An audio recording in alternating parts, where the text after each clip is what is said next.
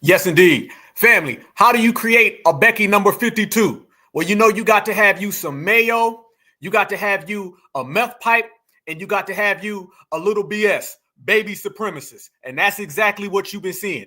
But we got to watch for all of these funny style hairlines as well, because wherever you see a supremacist, you going to see a tether in the meantime. But in between time, we about to regulate. Certified Live, Sunday. Let's go. Black Alpha.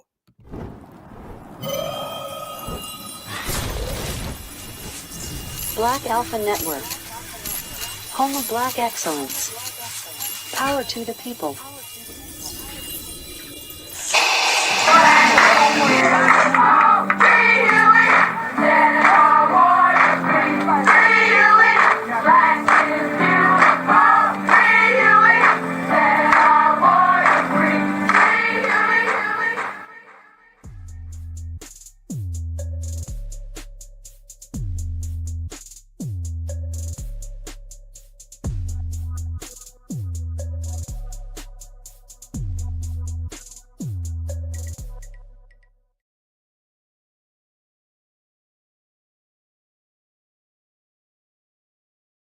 There they go. Let's go to work, family. You already know what time it is. It is that time for that FBA roll call. Let me see your city, your town, your state. We got to represent to the fullest on this one because I'm feeling extra certified today. And when we feeling certified, the only thing we know how to do is ride, y'all. So shout out to the family who's here. We're going to go all the way live. I told y'all we was going to be back around on Sunday. Well, it's Sunday, and we back around. But this time, we back around extra special, about to put in all the way work and let the whole damn world know the FBA always wins, and we win by knockout. And Black Alpha Network is sitting on top. Number one, family. It's good to see y'all. It's good to see y'all. You do the Tuesdays and you do the Fridays, but it's another thing when we pull back around. Shout out to the 216-912 Savannah. I love Savannah. San Francisco in the building. Shout out to the Bay. Yes, indeed. Little Rock, Arkansas. Shout out. I need everybody in here right now to smash that like button and share this video, okay? Because since we going live on a Sunday, we got to have the whole world know what's going on. And we're going to break down this Shiloh Hendricks situation, but we're going to take it a step further, fam, because everything that we said was going to happen has happened. I mean, we just got a track record of calling things out, right? If we tell the world something's about to go down, trust and believe it's going to go down.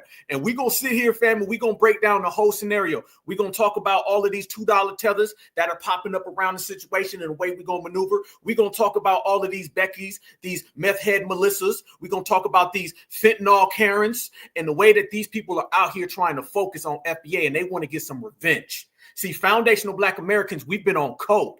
And we've been talking about how we've been on code so much. So now everybody's trying to change their game. They're trying to change their hustle. They're trying to change the way they manipulate us. What happens when you can't deceive us? What happens when you can't dictate to us? What happens when you can't fool us? You in a world of hurt. And right now they're in a world of hurt, family. So supremacists is going to do what supremacists always going to do. They always going to run up next to the kids. They're going to start pointing out to the kids. They're going to start making racial slurs. But let's make one thing for certain, family. Ain't none of this new. All right. Shout out to Cali. Yes, indeed. Ain't none of this new. All right. I'm pretty much sure everybody in here has had an older person from the dominant society call you the N-word, a slur, confrontation, or conflicts growing up. So what we're not going to do is we're not going to make this look like it's a new situation. It just happened. We don't know yet, man. Supremacy.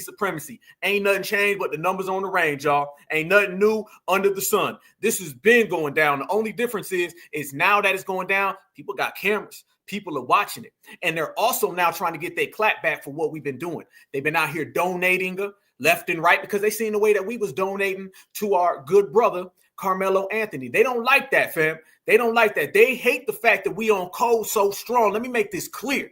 We are so on code that everybody else is starting to understand that these FBAs are in the building. We in full damn effect. You can't get the African-American and the minorities to show up. Them folks going to come around and they going to play games. We ain't about playing no games. So the first thing that they want to do now, they say, well, I can't go get that grown certified brother. Let me go after them kids. I can't get that grown certified sister. Let me go after them kids. But what they understanding is there was a young man who's a teenager named Carmelo Anthony, you couldn't really go after him because he stood on business. So when the kids standing on business, the women are standing on business, the man standing on business, that means the family standing on business, that means the lineage is standing on business, and that means we're untouchable right now, and these people are breaking down left and right. So we seen that situation with this Shiloh Hendricks person, and we got some real receipts. Fam, you ain't gonna get no receipts like I'm gonna put on the table today.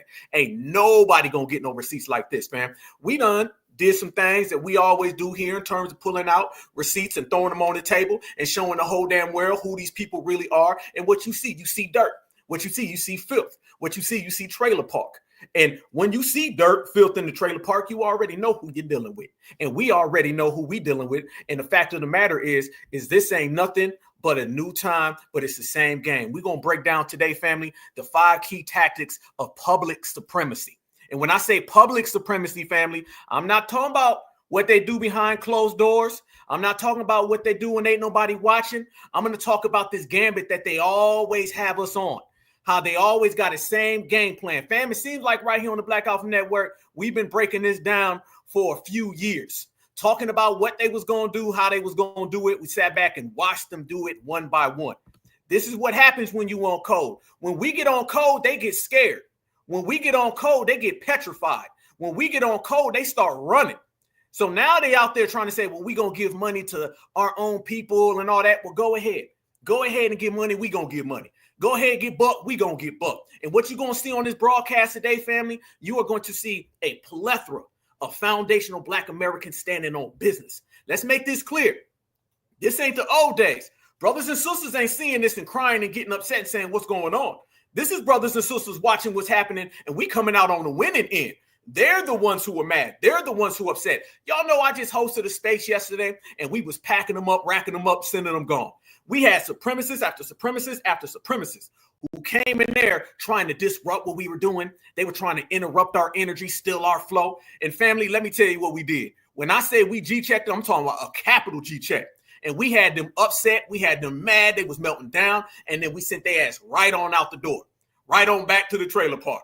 So what happens when foundational stand on business? Foundationals win. And we winning right now because that's exactly what the hell we doing. So we're going to make that crystal clear.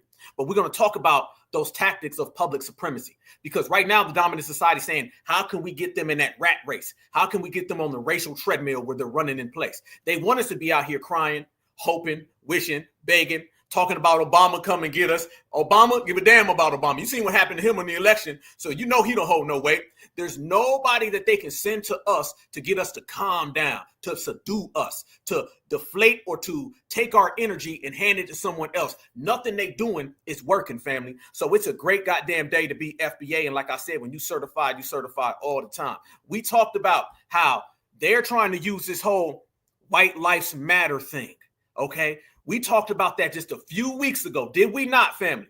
Did we not sit here and talk about white lives matter and how they're going to use white lives matter now as the new Proud Boys, the new Bungaloo Boys? When that Jake Lane guy and all them were down there and they was having them conversations, you know exactly what they was doing, family. You know exactly what they were doing. They were getting all their ducks in a row so they can say, we're the oppressed people now. We're the hurt ones now. So they can have all the meth pipes and all the fentanyl, but we got all the certified energy.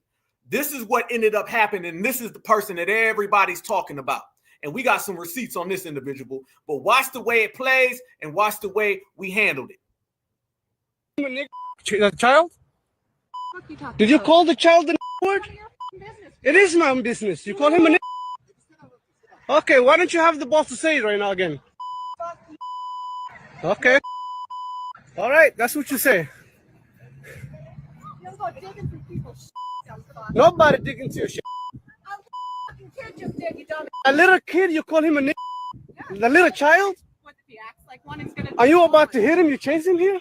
He took my son's stuff. So that gives you the right to call the child 5-year-old the N-word. If that's what he's gonna act That's like. what you're gonna call him. That's what he's gonna act like. You know, that's a hate speech. And you can be recorded for that. I don't give a Huh. fuck off.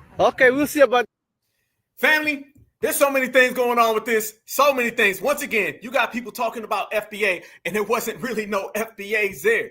So we watching all of that right now. And fam, that has went viral. That has went ultra viral. Everybody's talking about the situation. You see, we're the type of people where we don't go after nobody's kids. We always are on the right side. We always correct in the moment. That's just how foundational Black Americans are. But you see how open she was with saying it. Again, overt supremacy, covert supremacy. They always have a tactic. The name of the game is to be a supremacist and not get caught doing it.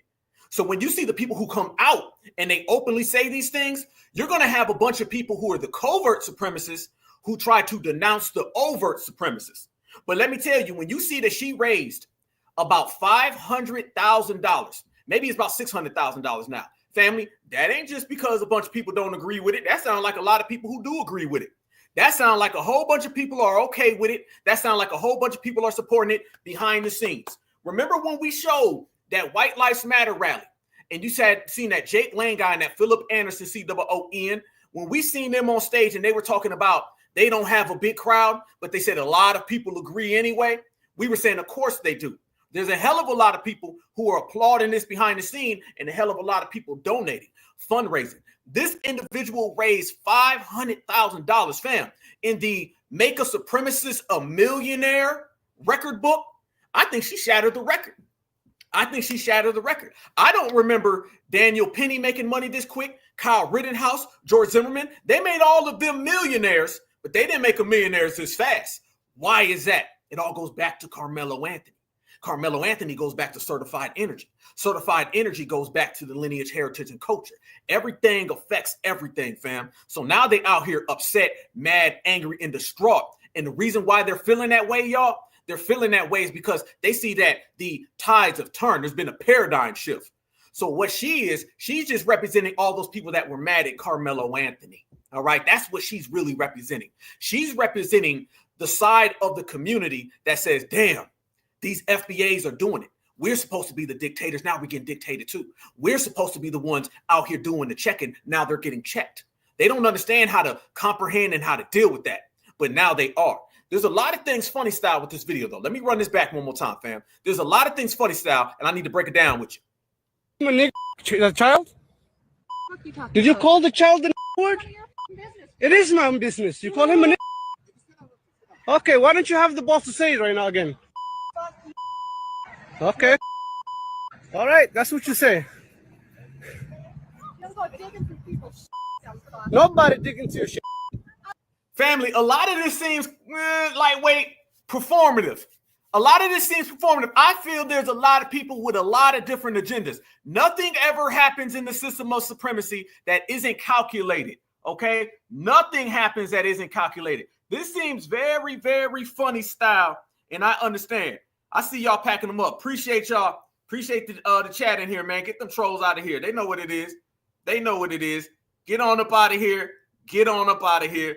You can run, you can hide, but this certified time, so you can't say nothing about that. Peace and be gone. All right? This certified space. You see how mad, look how mad they are, fam. But a lot of this right here is showing you everybody's upset. Everybody's angry. And the reason why everybody's upset and angry is because they see that everything is slipping out of control. They see a lot of things are going out of their play. So this seems funny that this Somali dude as well. We looking at his hairline and his people, okay? Because we's wondering all that stuff. You said the N-word, you said the N-word, and he was putting them ERs on it too. You got two people who were putting the ERs on this, family. Don't be surprised if people want their own personal gain. Notice how he's saying it with what? An accent and a heavy ER. She says it with an accent and a heavy ER. Ain't it funny? The child? Did you call the child the word? It is my own business. You call him a. Okay, why don't you have the boss to say it right now again? Okay. All right, that's what you say. Nobody digging into your shit. A little kid, you call him a nigga? The little child? What if he acts like one is gonna? Are you about to hit him? You chase him here? He took my son's stuff. So that gives you the right to call the child 5-year-old the N-word. If that's what he's gonna act. That's like. what you're gonna call him. That's what he's gonna act. I don't know about that, family. It sounds like a lot of that is set up. You mean you're going to do this? You was going to go for them? It seems like they playing both sides again. Both sides again. Both sides again. I see that. Yeah, a lot of people out there are saying what? A lot of people are out there saying, well, you know that person and the other person, the migrant guy and this supremacist woman, a lot of them are what? In cahoots. And she's a Ukrainian. And by the way, speaking of the Ukraine, who brought the Ukrainians over here and was talking about giving them allowances and talking about handing them money and saying, here, this is for you, this is for you, this is for you. Oh, it was Joe Biden.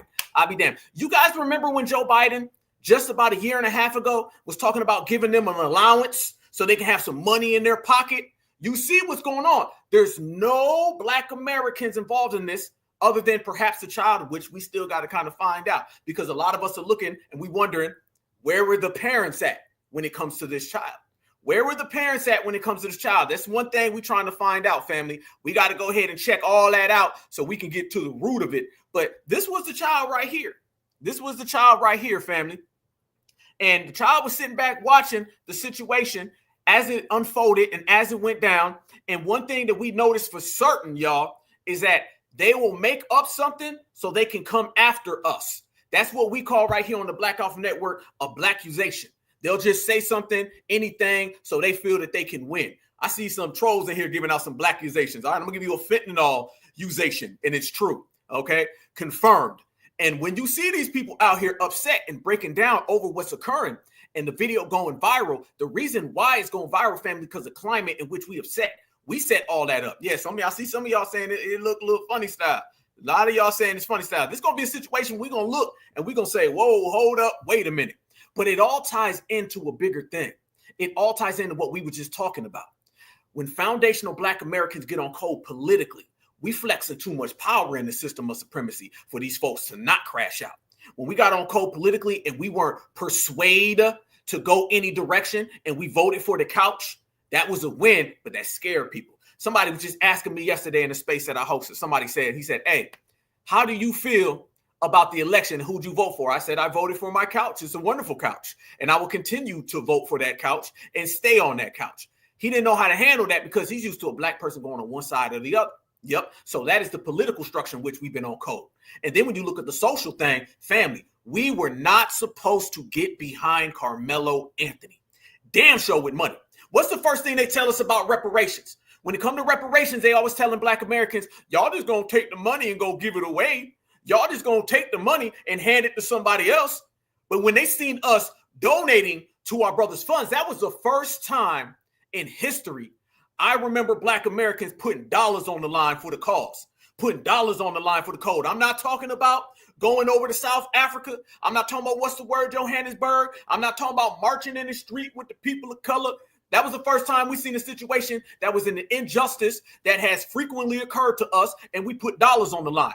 So when they seen us putting dollars on the line for Carmelo Anthony, they was like, hold up, wait a minute. That's our job. See, their job is to fund financially the people in their community that do harm. We were funding a brother in our community who did right. So we're doing it the right way and still getting that money. They're doing it the wrong way and crashing out. That ain't how it's supposed to go. That is not how it's supposed to go. So you see now, family, they're in this game of we're being oppressed. See, that's the new era we're moving into now. We're moving into the era where they feel that they're the oppressed one, because you'll never see a supremacist without playing victim. All right. They have to be the villain who's the victim at the same time. See, being a victim gives them alibis and justifications for calling a young child the N-word, left, right, left, right, left, right. And this individual feels that she's a victim. Don't believe me? I'm going to show y'all right here. This individual truly believes that she is the victim in all of this. Oh, yeah. Check this out, family. Right after this came out and everybody was going and lighting her up, she ran to the internet to try to get in front of it. And look at the top line. Help me protect my family. Hello, my name is Shiloh, and I have been put into a very dire situation. I recently had a kid steal from my 18-month-old son's diaper bag at a park. I called the kid out for what he was. Another man, who we recently found out has a history with law enforcement, proceeded to record me and follow me to my car. He then posted these videos online, which has caused my family and myself great turmoil. My social security number has been leaked. My address, my phone number have since then been put up, and near members are being attacked of her family. My eldest child may not be going back to school. even when I exercise, it has been exposed. Y'all see this now? This is the victimization that they feel they are in. I'm asking for your help to assist in protecting my family. I fear that we must relocate. I have 2 small children who do not deserve this. Now she has sympathy for kids. Now she has sympathy for a young person. Everything she's saying is a direct contradiction of what she was saying at that park. And to be honest with you, family, it wasn't black folks who were out here leaking anything about her. No, it was the people from her own community, which brings me back to the 5 tactics of public supremacy. Overt versus covert. Yes, indeed. Remember, y'all, they don't mind making the supremacist sacrifice if it means making the block not hot anymore. Oh, we cooking today. Smash that like button. Then she proceeds to say, we have been threatened to the extreme by people online. Anything will help. We cannot and will not live in fear. Translation, victimhood, victimhood, victimhood. And it's funny how they will always jump back and forth between being the villain and the victim. Always a mask on, always a costume on, always something that isn't real. That's what you start to see now, family. And this is what they've been practicing for a long time. But let's make a couple things clear, because y'all know on the Black Alpha Network, we like to get some understanding. We like to make things extra clear so we know what's really going on.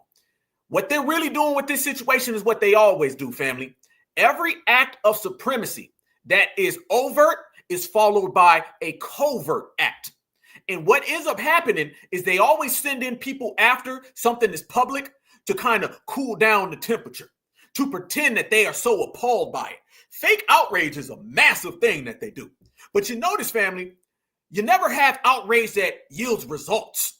No results yielded by all of this outrage. But yet you have a lot of people who defend it. Oh, yeah. So as you see that video right there, you can easily spin it around and show you 1 minute it's going to be this is so wrong, and the next minute they're going to say it's so right.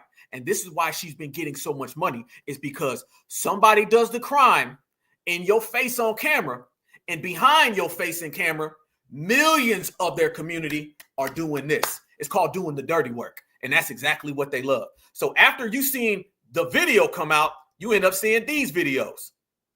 There's a mom, Shiloh Hendricks, going viral on the internet right now. She told a kid who, by the way, when you actually look at the picture, the kid is like pretty decent sized child. That's the same thing they said with Tamir Rice. He can't be no 12-year-old. He's 5'9". What kind of kid is that tall? You see what we're talking about? He was rummaging through her bag and stealing her children's, I guess, toys or whatever out of her bag.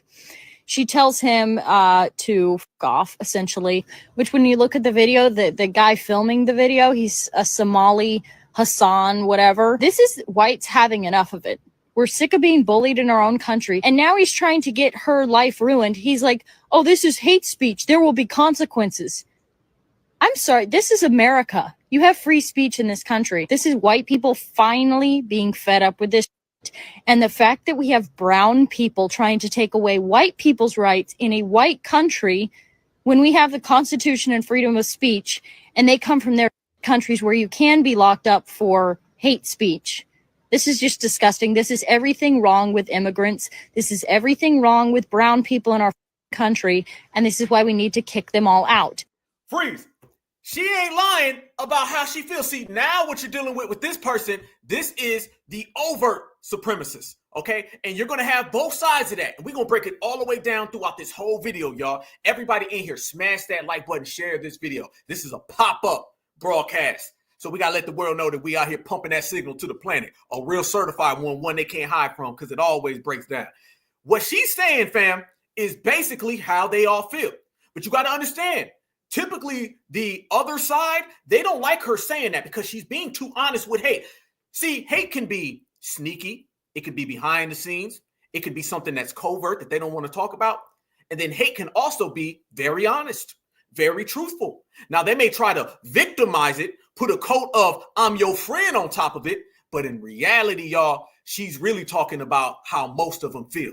And when they say that they're being oppressed now, And when they say that they're the ones who are the victims, what they really are saying is we cannot dictate no more to Black Americans. That's what they're really saying, okay?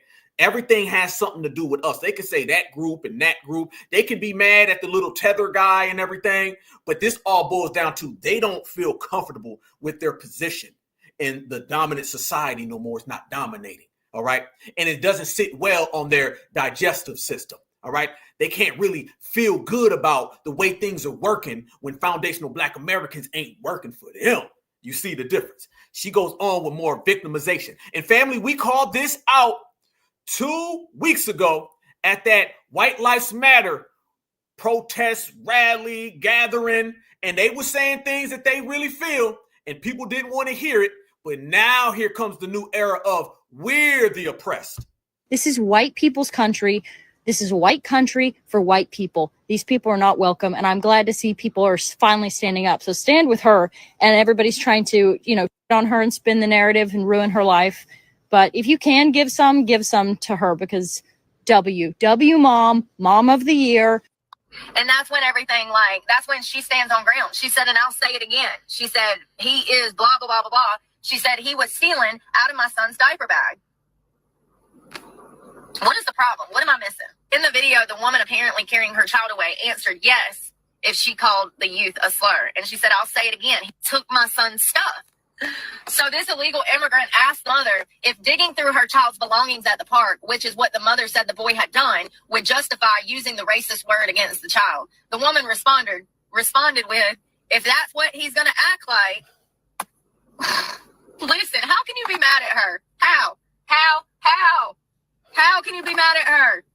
I love it. I'm eating it up. I'm like, yes, this is what we need. I'm so sick of this shit. First of all, where are your parents? Second of all, why are you involved in the conversation where you're just as bad as the child because you're here illegally? So you have no skin in the game because you're wanted by ICE right now, fam. Mind your business. That mother's raising her son to be respectful. And if his parents, who was caught stealing, was doing the same, this incident probably never would have went down. So it is a parental problem. You have no right to have a child and drop them off at a fucking park. It is not society's responsibility to take care of your hellion. This is how they really feel. This is how they really feel about everything. And they got to put this thing about, y'all, all of this is them dumping criminalization on the kid. And by the way, a lot of people are saying she called the child an N-word after the child was trying to steal something from her. I don't believe so. We're not just going to assume that. See, I don't agree with just assuming, oh, it was unnecessary to say the N-word and just assume that the whole theft really occurred. I don't believe that. I don't believe nothing, fam. I don't believe nothing they say. I always teach people. You may not be as certified as everybody. You may not be a master teacher. You may not get it like a professor. All you got to do is not trust the system of supremacy and you're going to be all right. The first step of understanding is no trust. So I'm not going to sit here and just say, well, I think that it was wrong for her to say the N-word because the boy was stealing. I don't think the boy was stealing. Simple as that. That's how I feel about it. And let's be real. It's always a what? A blackization. Remember that, family. It's always a blackization followed by an attack. And an attack, had the cameras not been there, don't be surprised if she would have put her hands on that child or called somebody up to come in and harm the child. Like Tamir Rice. Same situation, because you got to understand, I say this all the time ad nauseum. In the system of supremacy, there's no such thing as a black child. All black children are deemed adults. Bottom line, there's nothing in between. There's no way around it. That's what it is. Ain't no 5-year-olds, ain't no 12-year-olds, ain't no 10-year-olds. Every child from the moment you are born, you could be 1 minute old. You are considered 25 and up. And you're also considered a 25 and up criminal. Malcolm X talked about this in the 1960s. They view our community as a criminal enterprise. They feel that our community dishes out criminals the same way, I don't know, an auto mechanic store dishes out auto parts. It's like an assembly line. Criminal. And this is why you're always seeing them pump that type of rhetoric on us, and why they're always worried about black crime statistics is because that gives them the justification to say, see, they're criminals. So meaning I can get him now, or I can get the kid. Because if I get the kid, he was just going to grow up to be he was going to grow up to be anti-us anyway. So we had to go ahead and take him down. That's what it really was. And absolutely, a 5-year-old, okay, is out here stealing. And not to mention, this was an autistic child. This is how they really feel, family. This is how they really feel. I'm with you as well. There's more to it. I definitely see something very foul going on up in here. And as it proceeds, it don't matter if you're 5 or if you're 15. If you're going through somebody else's personal belongings and taking something out of them, that is a robbery. Maybe they should have took him downtown and gave him a little ride along. A robbery, y'all. A robbery. To the county jail. I'm sure we all recognize this woman, and we know what she said to the child on the playground. I think we can all agree that calling a young child any sort of derogatory language is probably not the most Christ-like. Probably not the most Christ-like. Listen to how she's sugarcoating it up, you guys. Listen to this. This is littered with playing both sides of the argument and straddling the fence. She does not feel at all it was wrong. Same way she doesn't feel it was wrong, and the same exact way she didn't feel it was wrong. They're going to give you all of this word salad, but in the end, they still support it. Proceed. Probably never would have went down. So it is a parental problem. You have no right to have a child and drop them off at a fucking park. It is. Know what she said to the child on the playground. I think we can all agree that calling a young child any sort of derogatory language is probably not the most Christ-like. But she has raised almost $1 million. Why? The pendulum swings, and when we swing too far to the left, we start swinging back to the right on specific issues like race. So I'm sure we also all know who this is. This man killed someone. Okay, she called a child a bad word. He killed someone. They both have raised about the same amount of money. On the same website, by the way. This website is called racist and anti-Semitic and all of the words, but this website has allowed both of them on it. Either way, that's besides the point. Most of the people that are giving to Shiloh, because they're seeing how anti-white media and society has become. So it's kind of like taking a stand. Did Shiloh do the right thing? No, guys, she should not have called him the N-word. It was a child. But there's a reason she's getting so much support. This woman. But there's a reason why there's so much support. Look how everything has a justification behind it, y'all. These are the people who really support it. These are the people who are funding everything. These are the people who are absolutely okay with it. When we talk about how you maintain a system for hundreds of years of oppression, it's based on this. Remember, y'all, you never have a system of supremacy that operates this long without the complete participation from the dominant society as a whole. That's what it's about. And it's people like this talking this type of language. Do the right thing? No, guys, she should not have called him the N-word. It was a child. But there's a reason she's getting so much support. This woman made so much money for calling a child the N-word. When we as a society give people like Carmelo Anthony, who brutally killed a white kid, almost $1 million, there is going to be pushback. And it can often come from performative acts of charity. People have seen how anti-white media and society have become. Here we go. Now you get into it, family. Now we're going to get to what they really feel, how they really stand on their own type of time. And in order to push the Overton window back to being a little less anti-white, they're going to give a white woman who called a black child a derogatory term because he was stealing out of her diaper bag. Because they know that if it was flipped around and a black woman had even beat up a child for stealing out of her diaper bag, then that black woman would possibly raise $1 million. And I'm not just saying this with no evidence. Carmelo Anthony. So a black woman would raise $1 million for putting her hands on the W. Where in the hell on earth has that ever happened? You would go to jail is what would occur. We've seen it time after time. Black people go to jail for less, for stealing candy bars and bubble gum. But this individual is creating the ultimate victimization because the victimization is the catalyst for their aggression. You play victim and then you're the villain. Easy. Is about to make $1 million for killing a white kid. And yes, it is about race at this point, because that's the only thing that anyone is talking about. If Carmelo Anthony had killed a black kid, he wouldn't be making $1 million. And if the kid was white, Shiloh wouldn't either. That's how they feel. Family, okay, let's go. What this is really about and the way this really is functioning, fam, is it's all victimization. It all go back to Carmelo. Listen to what she was saying. Carmelo, Carmelo, Carmelo. Shit, let's pull it back up. Watch this, fam. It's just Carmelo, Carmelo, Carmelo.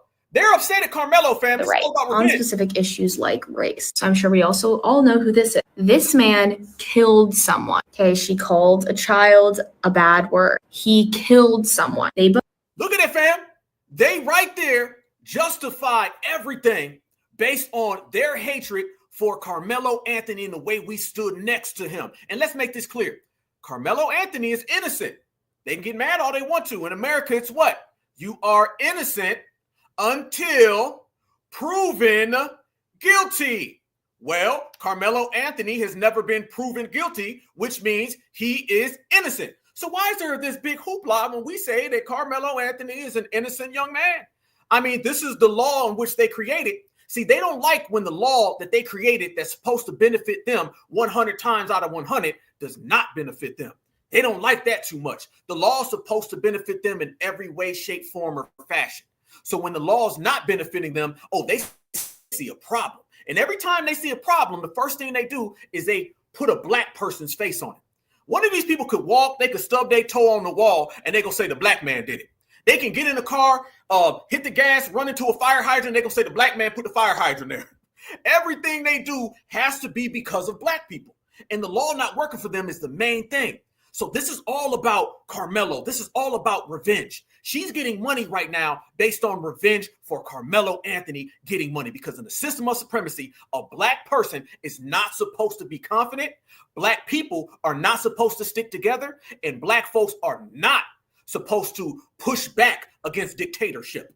See, the dictator can't dictate, so the dictator's crashing out.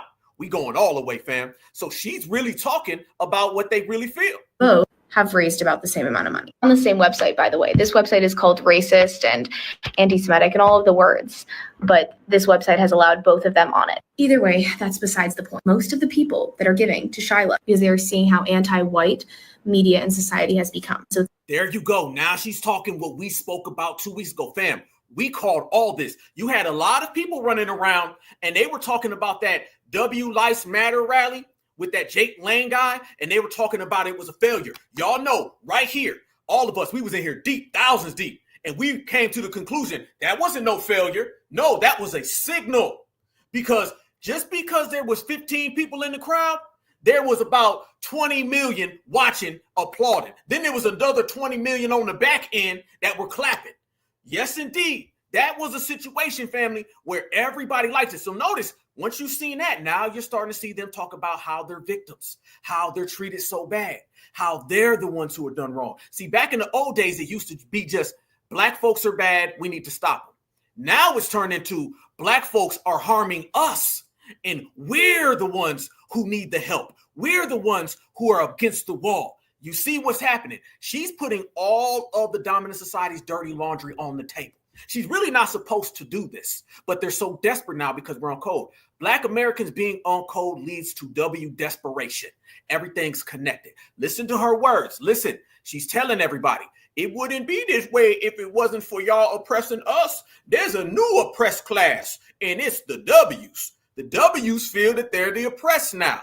In reality, it's not that they're oppressed. It's the fact they can't oppress. You got to remember, when they cannot oppress you, they feel like they're being oppressed. That's the way the work mentality they have.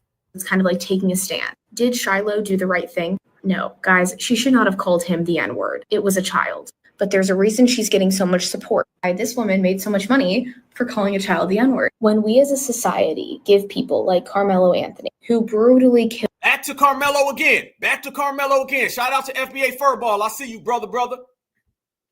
acts of charity. People have seen how anti-white media and society have become. There you go. How anti-white societies become. That's what this is really about. They feel that they are the victim, so now they're ushering all of that. And you're starting to see it go everywhere. Notice too, family, in the very beginning, that first lady, she was going in on all the migrants. See, what they wanted to do, they wanted to put that Tether dude on to us. And they know there's a delineation going on right now. And we immediately rejected that. You wasn't about to put Mr. Somali on us. And be honest with you, as we played the video, sounded like Mr. Somali was saying that ER just as much as the W woman was, if you really want to go there. So we immediately said, oh, no. Let's be real, y'all. 7, 8, 9 years ago, not even double digits, they would have said that Somali dude was a Black American. They just said he was Black. They just said a Black guy stopped it. It was because of a Black person that put it into it. Would they not have, family? Would they not just go back 4 or 5 years ago? And you know damn well that Somali guy that was recording it, they would have said how a heroic Black man put an end to it. With delineation, we said no. See, what we're doing, FBA, we're only focused on the child. All right. That's the only thing we are. See, we're morally in tune, in sync people. We just want to see the child. That's the only time. It's like everything, y'all. We're the only ones with a pure intention and sincerity above everybody else. It seems like every single scenario, things pop off. What we talked about, Carmelo Anthony. We're only worried about Carmelo and him getting justice. Everybody else has an outside disclaimer, an outside agenda. You got the Dominique Alexander guy who's a non-FBA. He's got his Tether energy. You got that other guy who's running around with Austin Metcalf, father, and he's running around here talking about Donald Trump and Republicans. Then you also got everyone from the dominant society. They're trying to get off their Brussels sprouts agenda. We're the only ones who are saying, what about the kid? Same with this situation. What about the kid? We're not coming with all these sidebars, family. We're focused on what's real. We're always like that. We want to know, is this kid good? What's happening? We want to know, how's the child doing? That's what FBA is about. But these other people about something else. Think about it. It starts off with a Black child who's autistic getting called the N-word. And I believe that Shiloh Hendricks was going to put her hands on that child had nobody been watching. Then the Tether guy pops up. Even though he recorded it, his energy still seemed very funny. It still seemed funny, family. He kept almost persuading her to say something. Were you going to? What was going to happen? Let me see. You know what I mean? He was watching it and filming it. It seemed very funny, his energy. But back to what I was saying, I digress. We were focused on the child. So somehow it turned in from the child to now W's are saying they're pressed. You know you are low budget when you use a child getting called the N-word to somehow feel that you're oppressed by society. How do you make the correlation between a 5-year-old who's autistic, he ends up having you feel that your community is oppressed? How do you even connect those dots? How do you even make that tie in? That's what we're talking about. So they were trying to put all of that off on the Somali dude, and we said, hey, that's on him. But Foundationals ain't on that. Remember, she was saying it. The internet right now, she told a kid who, by the way, when you actually look at the picture, the kid is pretty decent sized child. He was rummaging through her bag and stealing her children's, toys or whatever out of her bag. She tells him to f off, essentially, which when you look at the video, the guy filming the video, he's a Somali Hassan, whatever. This is whites having enough of it. Freeze. Look what they're doing right there. This is it, fam. Listen, everybody, listen. I say this all the time. The dominant society makes a hell of a lot of mistakes. See, back in the old days, people thought these were extra great people that hovered above ground, made no mistakes, no flaws. See, we showed up and said, oh, no, they make mistake. But a mistake is only as good as if you can exploit it. In order to exploit their mistakes, you got to identify them. This is what you call playing chess, not checkers. We out here playing chess, family. That's why we winning. When we took that damn checkerboard and threw it out the window and said, we're going to play some chess like everybody else, this is when we started to get results. Listen to what she's saying. Listen to what the last one was saying. They're both saying the same thing. It's a tale of fake oppression. They're using a 5-year-old who is autistic so they can push off fake oppression. Let me see y'all even more clear when I say that, family. Let me pull that back. Everything in this case with the Shiloh Hendricks lady, as well as the Carmelo Anthony self-defense case, is the dominant society telling a tale of fake oppression. It's all about fake oppression. They have to use fake oppression so they can justify, they can alibi harming Black people. And if you notice right there, she starts spinning it off onto the Somali dude. She starts talking about migrants. That has nothing to do with the child. She starts talking about how bad they got it. That has nothing to do with the child. Everything that she's saying has something to do with an outside source and not the main source. So this is why they got to come up with all these tactics. And fam, they've been out here sending these dog whistles. They've been out here sending all of these clear statements, making everything something about their own so they can play games and they can whine, they can complain, they can cry. You name it, they'll do it. And it's been going on all across the country. Breaking news, and I broke this actually, family. There was another video that came out of a W guy. And watch this, fam. He comes out and he does the same thing. This one is at another park surrounded by more children. And then we definitely got to ask this question, fam. And y'all know what I'm talking about. Why are these grown W men always at parks with no kids? If I see somebody who's hanging around at a park like it's a damn club with no kids around, I'm going to see you sideways. I think you real funny style. But this shows you again, that happened with Shiloh Hendricks at a park, flip to another park where this person is talking reckless about black children. Watch this video right here. We broke this on the Black Alpha Network. And I want y'all to tell me, do the people in the background seem very sus? And does this seem very performative? I can't formulate my opinion all the way until I hear the family. I need y'all to help me on this one. Watch this one. Another video emerges of someone from the dominant society attacking a black child at a park. More the blacks do that, the more That's the truth, and you know it. The vast majority of people here are just afraid to say He's it. fine. He's racist piece of He's a child. Hey, I gotta I get didn't say over anything here. to the thing. We don't need to. He's not a thing. Go away. They're not a race. You're a race. The race is from Eurasia. Mankind is from Africa. Come on, let's get your shoes. You're a disgrace to society. Walk away. No. Walk away. I try to keep it clean.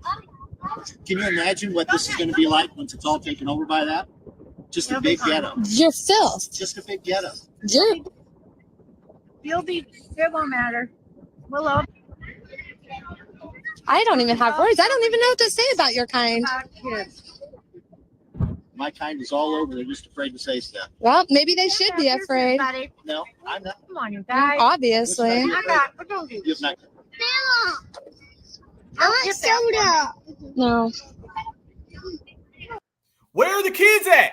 Why is this man just there? There ain't no kids. Why? Y'all make a good point. See? Very sus.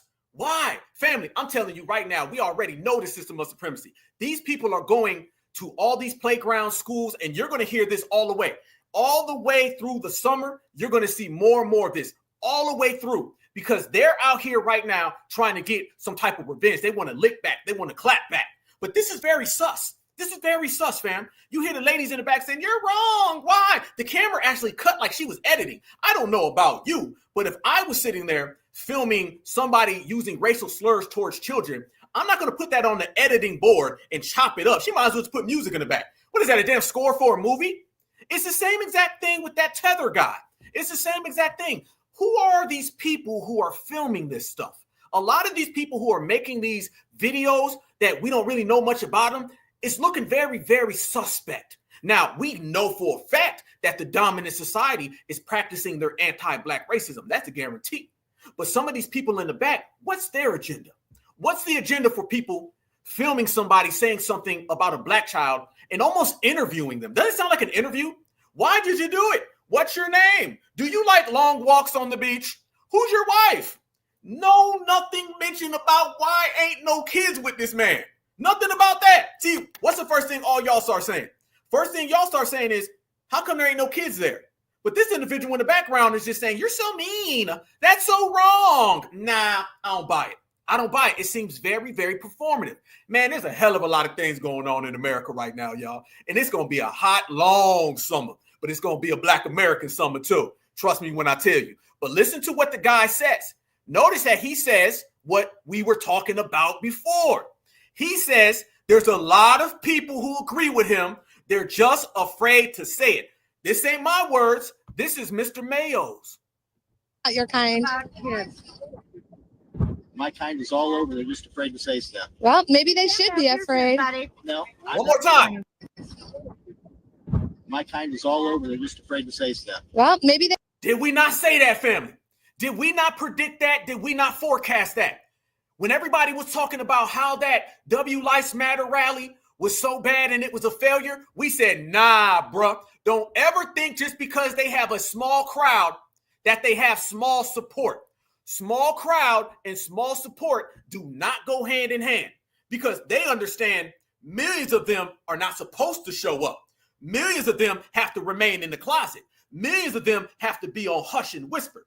They're not going to go out there in Front Street. See, in the dominant society, you got your regular moderate, then you have your extremist, you have your radical. Don't confuse the radical with the person who's at the house not saying nothing, because they all go home to that same dinner table. He said the same exact thing everybody else was talking about. It's the same thing. They feel that they're victimized. Now we're going into the oppressor. The oppressor is the oppressed. That's the new era. And that is nothing more than what I coined a blackization. That's a blackization. Always find out where the justification comes from, and then here will be the attacks. Meaning, if the justification is coming from the Northeast, then the attacks are coming from the Northeast, because they always got to put a justification, an accusation, and then an attack. They have the same game plan that's always being ran. So he said it clear as day, and you're seeing it more. More and more videos are popping up with these people coming out here and trying to provoke foundational Black Americans into some type of battle, some type of conflict, trying to entice us to throw our lives away. See, they understand I'm going to try to get these Black people any way I can get them.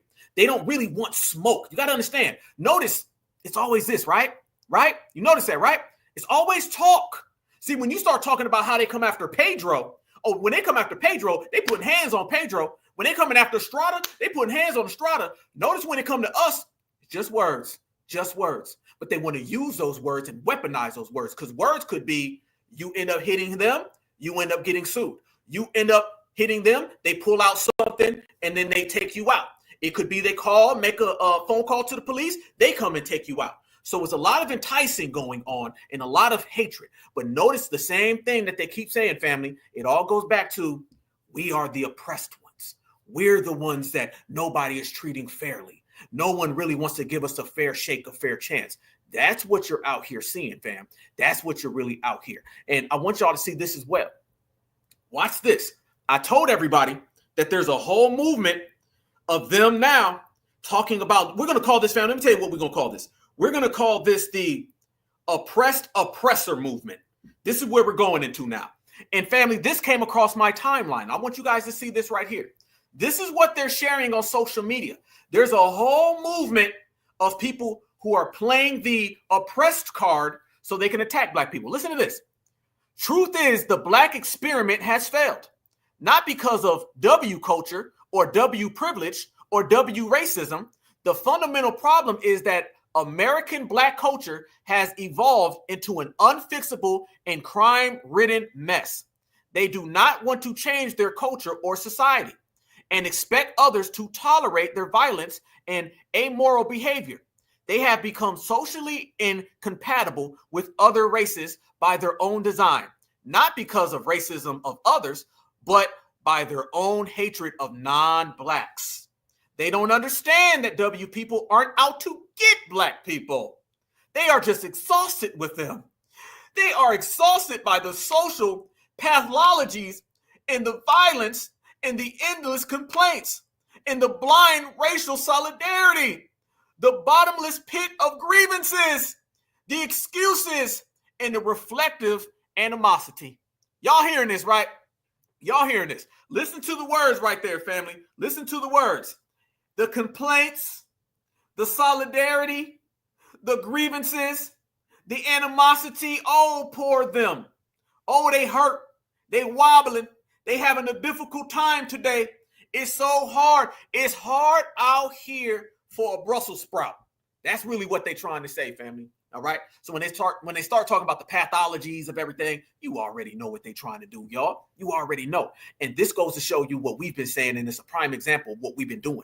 We've been really out here not allowing people to play that. See, when you allow somebody to play that excuse, in particular that community, then you're going to see them running that hustle as far and as long as they can do it. That's just what they've been doing. But they don't never have smoke, though, for the things that they're really out here participating in their damn self. And videos have been popping up left and right, fam, of these people coming out here disrespectful and trying to entice Black Americans. Every single day I'm seeing a new video of that. Because again, y'all, when it Come to us, it's just running their damn mouth. When it come to us, it's just them talking. They understand they can't really hustle us. They can't really play us. So one of the things they have to do, which is a very, very desperate tactic, is they got to say how mean people are to them.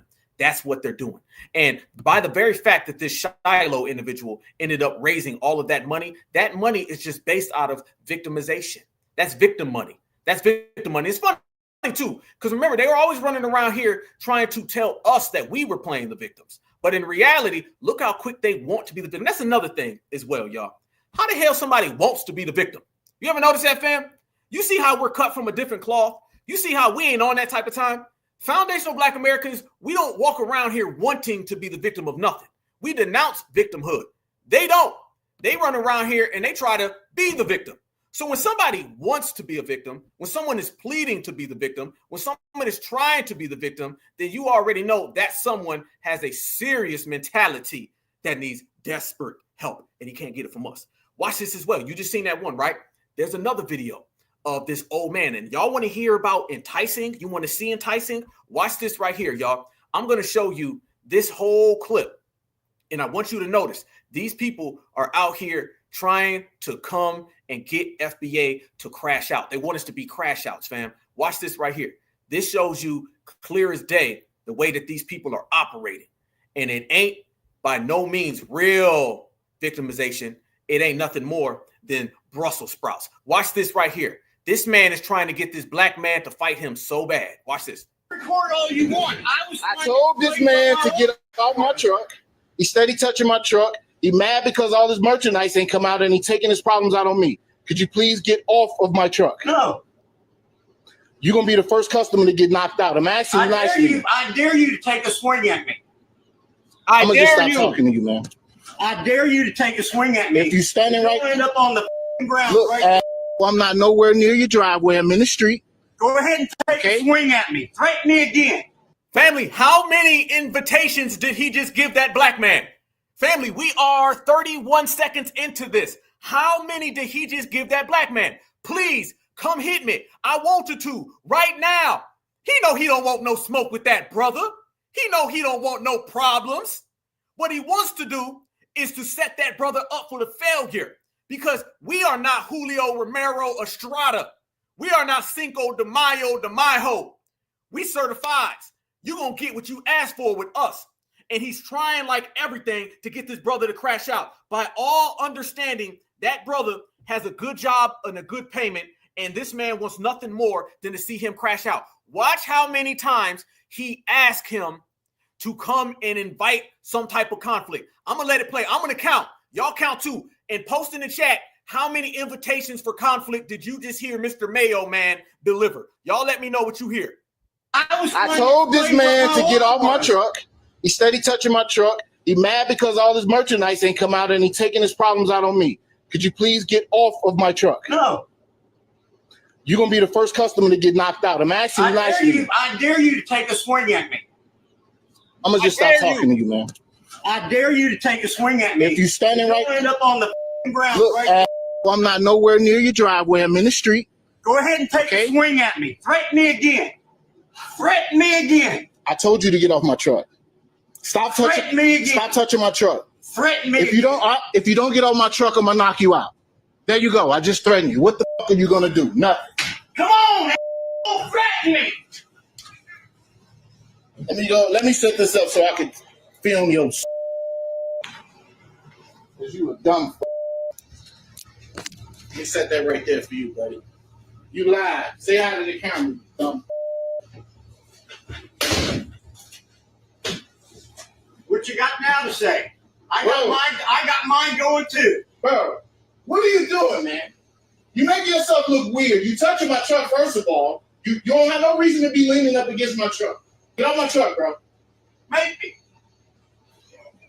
Look, you a clown. Call me another name. You're a clown. I got all kinds of names too. I really don't give a shit, bro. I don't give a shit either. Get your out of here before you get beat up, man. I'm trying to tell you. Look how he's still begging this man for confrontation, y'all. This man is still asking for it. You know he ain't asking for it because he want a real problem, y'all. You know what this is really about. This man is begging for some type of confrontation. straight up and down, all the way across the board. Come on, please, I'll fight you now. Let me put my false teeth out on the desk and I'll be right back. He know what it is. He don't want no problems with that brother. He just want to see that brother crash out. That's what it's really about, family. These people are out here right now playing the oppressed card and at the same time playing the villain card. Been playing the villain card for the longest amount of time because that's what they love. That's who they are. And now they're trying to get Black Americans to fall. Shout out to this brother for not going for the game. Now watch this. The guy's wife is going to show up. And the wife shows up because she know that her old ass husband about to hit the floor real fast. He about to touch all kind of grass, not with his feet either. So what does the wife do? She says, oh, there's a misunderstanding. He didn't really mean it. He is too high off his Viagra. His extends ain't extending him. So just stop it all. And then he goes further and says, no. He tells his wife, back the hell up, Sally. I'm going to fight anyway. Watch. Why don't you come down here and talk to me like that? I'm going to knock your old ass out. Come on, threaten me again. Again. Fam, and I'm still wondering, what the hell is this about? What is this even about? He getting that man for what? Again, threaten me now. Why? Like, why? This is coming from a place of deep-seated coward up. This is coward energy right here. You still ain't hopped up. I know you're 900 years old. If you really wanted it, you could have jumped inside of that truck and got to the business. But you just running your mouth. Anytime someone is doing more talking than stepping, they trying to use talking as a weapon. That weapon is to call the police so they show up, you get a Tamir Rice situation. Call the police so they show up, you get an Eric Gardner situation. Call the police, they show up, you get a Sandra Bland situation. He's trying to entice this brother all the way across the board because they know there's some things you're going to talk, there's some things you're going to do, and they don't want to do nothing but run their damn mouth. I'm trying to tell you. Why don't you come down here and talk to me like that? I'm going to knock your old ass out. Come on, threaten me again. Excuse me. Apparently there's a misunderstanding. Which I've been trying to explain to him. Don't talk to my wife like that, or I'll come up there right now. If you don't get off my truck. I tried to be nice. I tried to be nice. Again. Did y'all hear him say, don't talk to my wife like that? Wow. Listen to this man. Family, they reaching right now.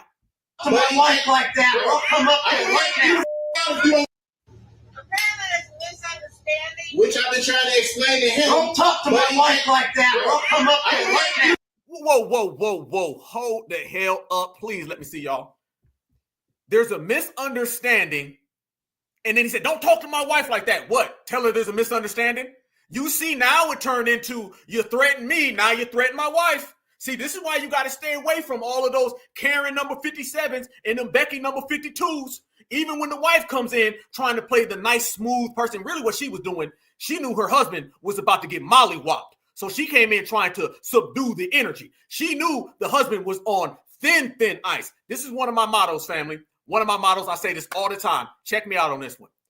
Never, ever hold yourself back just because somebody has been thinking they're on an iceberg, but they on thin ice. See, they run around here thinking they on icebergs. This is not the Titanic. This is not the Atlantic. You better check yourself before you wreck yourself. So he thought he was on an iceberg. He on thin ice, and the wife knew it. So when the wife comes, it's like, yo, chill out.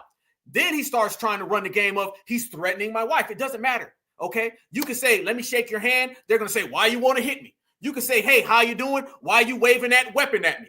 You can say, nice to meet your wife. Why you want to steal my wife? You can say, hey, I like your kids. They're going to say, why you try to kidnap them?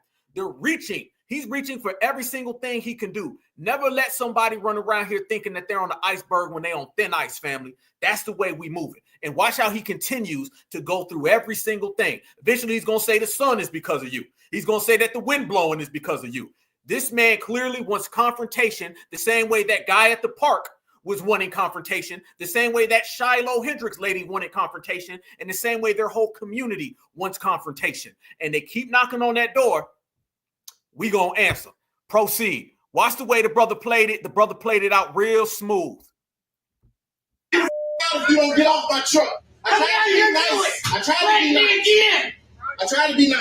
I'm tired of You're pissing me the fuck off, bro. I know, but this is wrong. This shit I have to deal with, bro. This shit is crazy. Man, Come on! by the time I get done, if you still touching my truck, I'm gonna knock your old ass out. I'm telling you right now. Let's get this back over. You're gonna take it back to Lowe's. Yes, ma'am. I'm gonna take it back to Lowe's, which I was trying to explain to him before he started getting erratic. Listen how polite the brother is. Listen to how polite. He still, through all of that, said, yes, ma'am. Yes, ma'am. He's calling the wife ma'am while the husband is trying to attack him. And by the way, you guys know how it is with truckers. They own those trucks. They own those trucks. Okay, so that's his property. That's his property right there, you guys. So by all means, this brother has all avenues to protect and to defend himself. Let's make that crystal clear. That brother can defend himself however he wants to defend himself. That is his property. He's being threatened 100 different times. He tried to cool the situation down. The W keeps elevating it, and he's being the bigger person. This lets you know that in the system of supremacy, they don't know ethics. They don't know morals. Only thing they respect is violence. I didn't get erratic until you started your. I know it's all my fault. You was pissed off when you walked up here. Don't you understand that? Yes, you did. You all where's the rest of my shit? It ain't supposed to come out. I didn't say shit. Yes, you did, bro. Asshole. What the fuck am I trying to do? I'm here to jump off the door. If you wouldn't even walked out here with a set like that, I wouldn't even made an interaction with you. I would have dropped it by your garage and got the out of here. You walked up talking to me. Listen, asshole. Come on. Look at that. He's still trying to fight. These people have to be taken out of society. Fam, these are menace to society. These people are menace to society by every single aspect and every single perimeter. These people are menace to the United States of America, and they have no business being in the United States of America.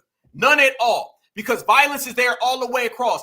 There's no reasoning with these people. You can't talk to them. You can't have a good conversation. Everything is clearly about violence. And if you don't give it to them, they'll crash out. They'll fall out. They'll melt down. They'll break down. That's how these people always function. That's the way these people always will. And the brother continued to talk. No. That asshole fucking threatened me, sweetie. I don't take threats lightly. He ain't man enough to come down here.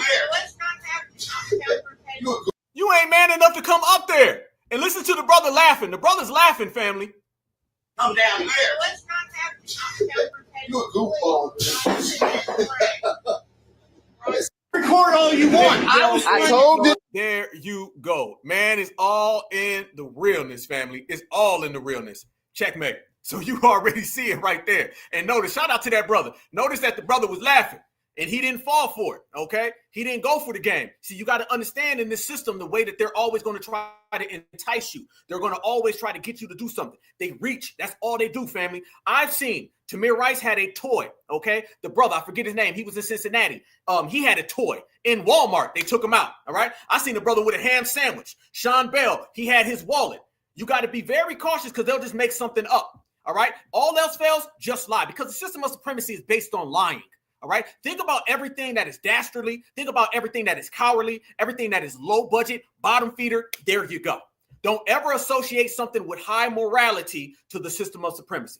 Don't ever associate something with high ethical code to the system of supremacy. I want you to think about the most low budget, down bad, spineless, shameful things that you can do, because shameful people give you shameful results. And this is why we're all looking at them right now. And they're mad we don't put up that mirror in front of them. But see, back in the old days, people would put up the mirror and kind of try to morally shame them. We ain't into morally shaming the goddamn thing. We roasting you. We roasting you. We laughing at you. We was packing them up. I told you in my space yesterday, we was packing them up. And when we were packing them up, family, we sent them out the door. And when you send them out the door, they don't want no more. That's the way foundational Black Americans been moving. They can't get us to fall for none of that. None of that. None of that. You say you would have crashed out. I don't want you to crash out, brother. I don't want you to crash out.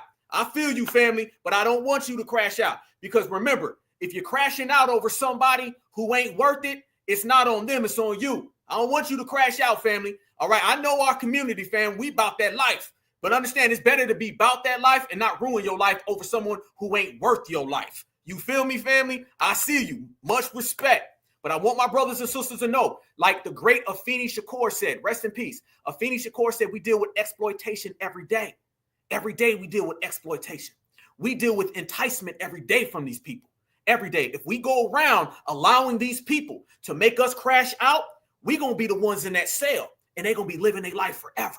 You got to know when to hold them, when to fold them. You got to know when it's time to G-check. Shout out to my brother Duddy. Duddy said it best. He told me one time, he said, you stay the king, you stay the God, and only come at these people when they try to put their hands on you or they look like they want to put their hands on you. Anything other than that, leave them alone. Leave them alone. Leave them alone. Segregate your energy away from them too, not just physically. Keep your energy away from these individuals. All right, because trust me, from the year 2025, it'll be 3025, and they're gonna be somebody riding around here on a floating goddamn car, and they're gonna be trying to entice black people. They was doing it when folks were still riding horses.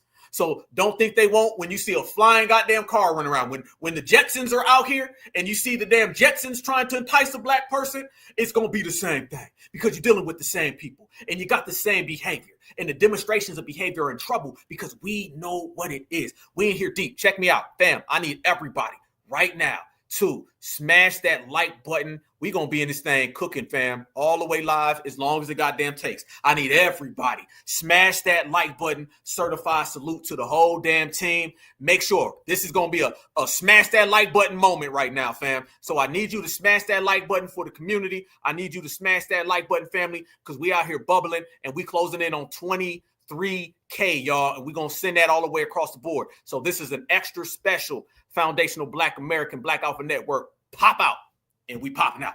But remember this too, y'all. It's all about lies and deception.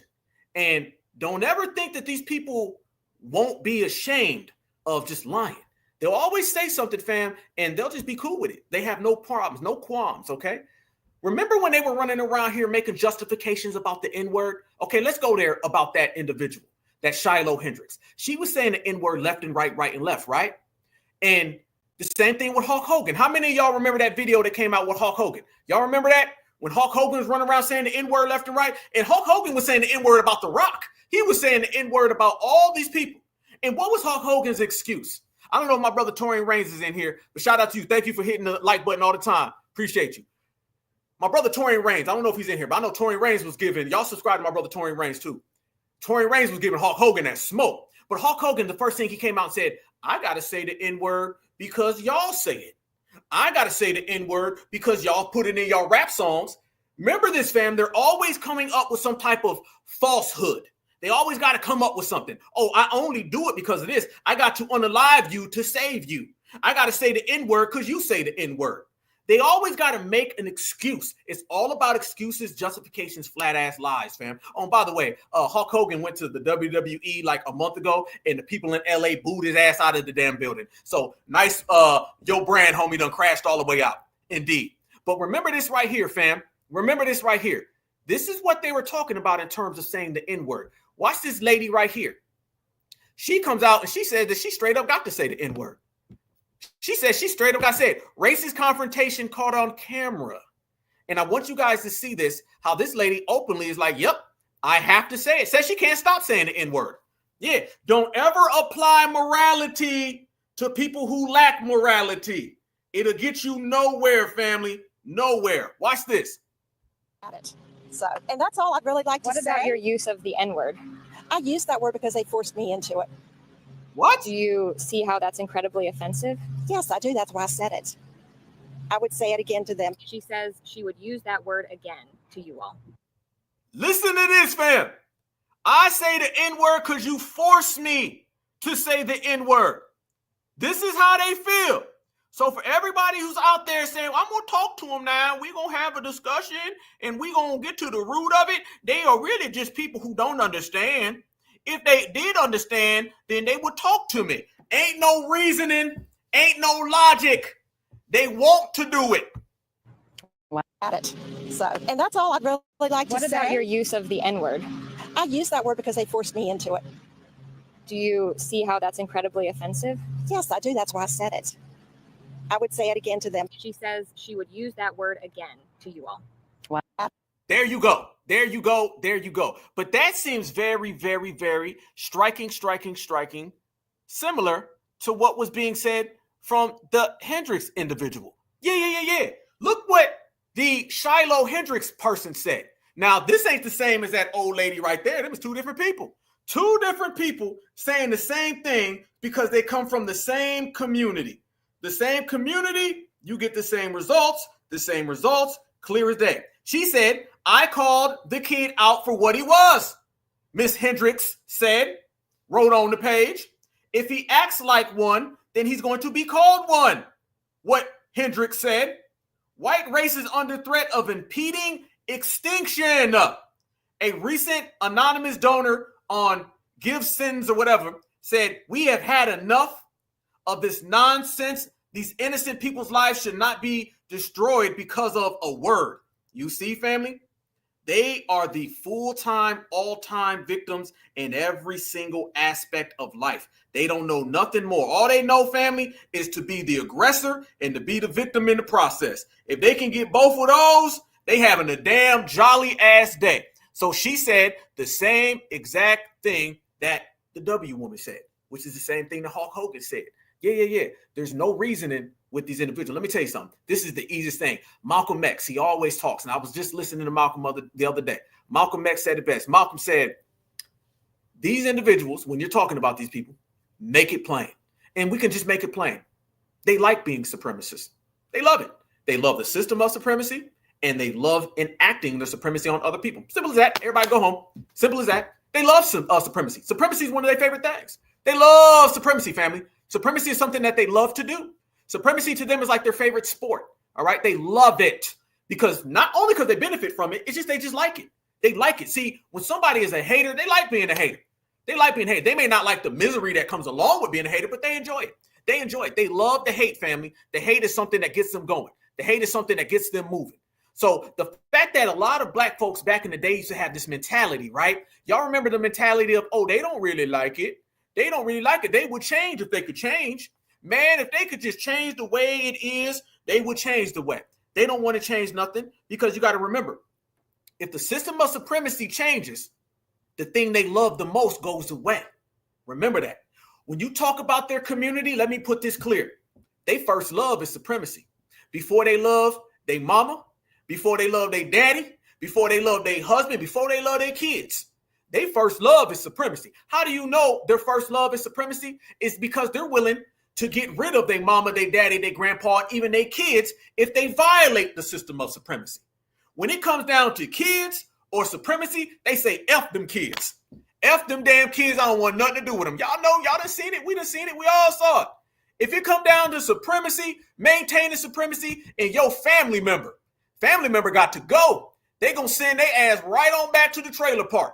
That's how much they love the system of supremacy. They love enacting it. They love being a member, a participant, a producer, and a culprit of it. That's their favorite thing. Shiloh Hendricks loves supremacy. All right, that lady right there who's just talking about, I gotta say it. She loves supremacy. Notice, look at their face. Read the energy, y'all.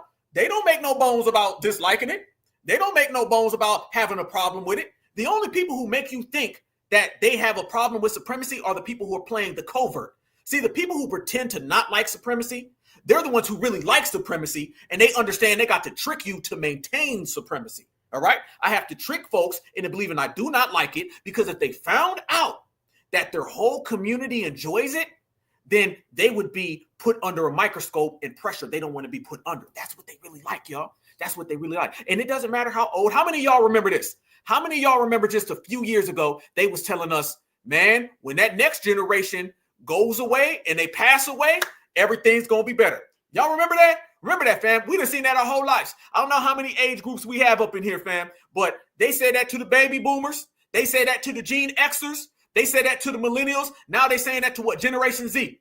It's always, man, when the 80-year-olds and the 70-year-olds go, everything gonna get better. They always want to dump supremacy on a small island, all right? Because you got to understand, if you can dump supremacy on an island, that means when the island goes away, supremacy goes away. So all we got to do is get rid of this island. They always do that. They'll dump supremacy on a religion. They'll dump supremacy on a political party. They'll dump supremacy on a region of America. I'm in the South. My whole life, they've always told me that the South was more racist than the North or the West Coast. We come to find out it's all racist. And you can make the case that places in the South are better than places in the North. As a matter of fact, rest in peace, Paul Mooney. Love Paul Mooney. Paul Mooney said it best, and I'm asking everybody in here. Paul Mooney said, how many times has Mississippi burnt? Remember the movie Mississippi Burning? Remember that? Okay. How many times has Mississippi burnt? 2, 3 times? How many times has California burned? 7, 8, 9, 10? Watts riots, LA riots? How many times? How many times is Mississippi burnt? How many times is California burnt? So that pretty much puts an end to this region is more racist than that region. North, south, east, west, all the same. And as a matter of fact, look at the last few years, family. Look at the last few years. Ferguson, that was where? That's the Midwest, right? The Kenosha, where was that? Wisconsin, right?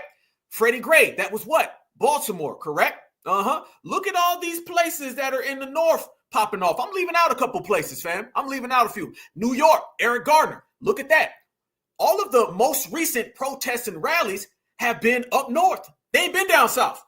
And that's not to say that the South isn't racist, because damn sure it is. I'm just here to tell you that it's all the same in the system of supremacy, okay? It is one big supremacist. That's what it is. We don't put them in little boxes, because remember, y'all, if they can tell you that supremacy is all in this person, then they'll tell you when this person leaves, everything is better. We're back in our fairy tale world. You dig? They'll tell you everything is great. Everybody's good. That's a very trick tactic in which they always do. Always a trick tactic. Yep. Daniel Penny. Shout out to my brother Church. Where was that at? That's New York. That's the subway. You ain't got subways in Alabama. There ain't no subways in Mississippi. Okay.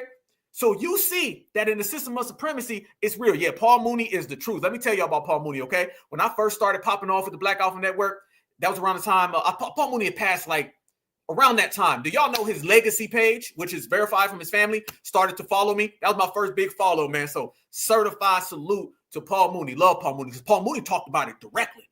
Paul Mooney's the one. Y'all see that clip going around where Paul Mooney's talking about the wake-up call that the Latinos got? That term wake-up call, I first heard it used by Paul Mooney, but he made a good point. How many times have these other people had situations? And that goes back to what we're saying. Never allow them to dump supremacy on a pocket, on a little group. All right? A lot of people don't know. After slavery, they told black people that things have gotten better. You know how they say racism has gotten better? And by the way, there's no such thing as better racism. But after slavery, they told black people things got better. The same way they told us after civil rights, things got better. The same way after the Black Lives Matter movement, everything got better. Every time black people have made a gain, they always follow in and say things are better. Notice that, you guys. After we freed ourselves from slavery, they came in and told us things got better. In Reconstruction, after they burnt down everything, they said things got better. After the civil rights era, where they literally took out all of our leaders, they said things got better. After foundational black Americans out in LA start tearing things up with the Rodney King LA riots, they said things got better. See, they love when we do something that is powerful because they always come in and they steal the energy and they put it on them. Think about it. They tell us that they freed us. They always highlight these people who marched with Martin Luther King, right? They always say they marched with Black Lives Matter. They make our gains about them and then tell us it got better.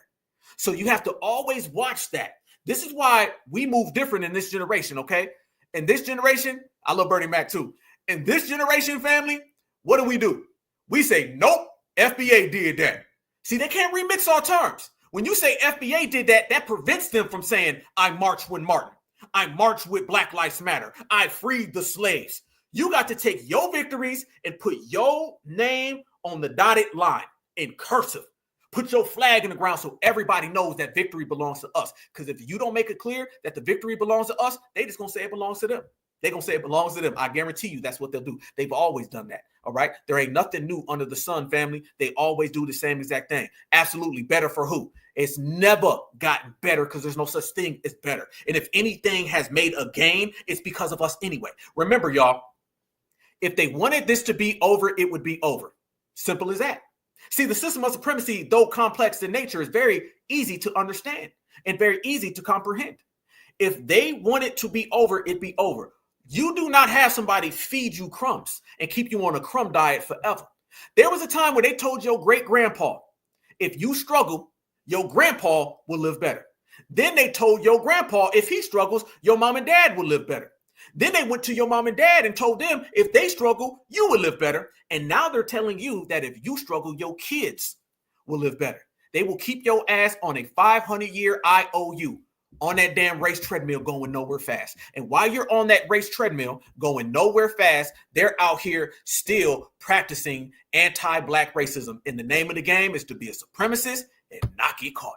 Speaking of not getting caught, more videos have been popping out left and right, but I want you guys to notice. Watch how quick this sister hop up and get with the business. It's a different time. Man, listen. You come out here, I don't care. You ain't gonna do. You better get your racing. Man, get your. Watch this. Go ahead. You done lost so much. You done lost your mind. You better go on somewhere before I knock you out. I'm not playing. Don't come banging on my window. Do you understand me? Don't come banging on my window. No, he just came, Josh. No, he just came. You get all right. I'm telling you. No, cause like I'm wrong. Like I'm wrong. You just hit me. Call him, cause I got it on camera. Call him. Okay, step over. What's wrong with you? Step over. What's wrong with you? And I'm finna call the police. You done lost your mind. It's on record. Hit me, and I'm gonna knock your old self out. Hit me. Good job. Hit me. Hit me. No, he just came up. You got me messed up. Let me get his tag number. You going to jail. You going to jail. You going to jail. You going to jail. You're going to jail. He just came up to my car. Josh, he literally just came up to my car and hit me while I'm in my. Look at your camera. Look at your camera. Look at your camera. You got me messed up. You got me messed up. That's fine. Bye. He's right. Shut up. Freeze. First off, shout out to this sister for handling business. But let's break this video down real quick, family. I want you to notice something, okay? The main thing I want you to notice about this video, look how all of the bystanders came in and they don't say nothing about a man putting his hands on a woman. Notice, family, all the good folks always show up real nice and sweet. You don't see all of that vigilante. Where's Daniel Penny at? I thought Daniel Penny put people in chokeholds because people are talking too loud and feeling uncomfortable. You notice, family, all the vigilantes never pop up whenever it comes to defending one of us. Notice that. Notice that all the allies always come to do what? Get the villain out of the way. They want to get the villain out of the way and be like, oh, it's okay. Watch this guy. He starts talking to him. He starts talking to him like this man ain't put his hands on a woman. At your camera. Look at your camera. You got me messed up. You got me messed up. That's fine. Look, he's talking to him. He got his hand on him. He got his hand on him, family. They did not come there to get this aggressive criminal out of the way. They came there to provide protection for the criminal. Remember, every fake ally is really just a real protective service for all of the criminals. They provide a safety net for them. That's what their job is to do. They always pop up. Had that been the other way around and it was an older black man putting his hands on a W woman, or hell, it could have been a black man putting his hands on anybody. Next thing you know, Kyle Rittenhouse gonna pop up. Daniel Penny gonna pop up. And here come the vigilante. The vigilante stuff only goes on when they're attacking black people. You never see vigilantes assisting black people. So don't believe all these fake friends and fake allies. They don't exist. Man, listen. You come out here, I don't care. You ain't gonna do. You better get your racing. Man, get your. Watch this. Go ahead. You done lost so much. You done lost your mind. You better go on somewhere. Before I knock you out. I'm not playing. Don't come back. You know my window. Do you understand me? Don't. Now he just came. You get all right. I'm telling you. No, cause like I'm wrong. Like I'm wrong. You just hit me. Call him, cause I got it on camera. Call him. Okay, step over. What's wrong with you? Step over. What's wrong with you? And I'm finna call the police. You done lost your mind. It's on record. Hit me, and I'm gonna knock your old self out. Hit me. Good job. Hit me. No, he just came up. You got me messed up. Let me get his tag. Right there. Look at the W women. Look at the W women pull up. Look at Karen. Ain't these the same Karens that are pretending to be against Shiloh Hendricks? Ain't it the same Karens, y'all? Carl, hit me, and I'm gonna knock your old There stuff she goes right there. Good job. That's Hit me. Hit me. No, he just came up. You got me messed up. Let me get There his goes tag the other number. guy. You going to Look, family. Look right there. Look at him. He's holding him back. He's holding him back, family. He's not subduing this man, keeping this man at bay. This is a criminal who put his hands on a woman. Where are all the vigilantes at now? Where are all the law protectors at? He's not there to provide assistance to the victim. He's there to provide assistance to the criminal because their community and their supremacist mentality is a criminal element. That's why. Look at Karen over here. Karen over here, 4 feet behind, not doing nothing. Look at this guy right here. He's over here holding him back. This man has his hand raised. By all means, this sister has the opportunity to protect herself. Self-defense, just like the W guy who was trying to mess with the trucker, just like the young boy.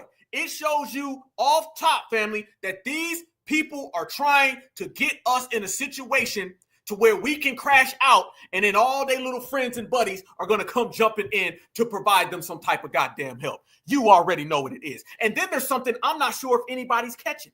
I want y'all to notice something real quick, right? That picture right there is worth 1,000 words, fam. That's 1,000 words. If you ever want to see a microcosm of the system of supremacy, that's your microcosm right there, okay? That's your microcosm.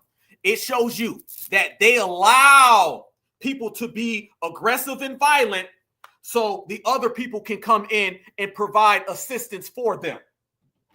But I want you to notice something that people did not catch.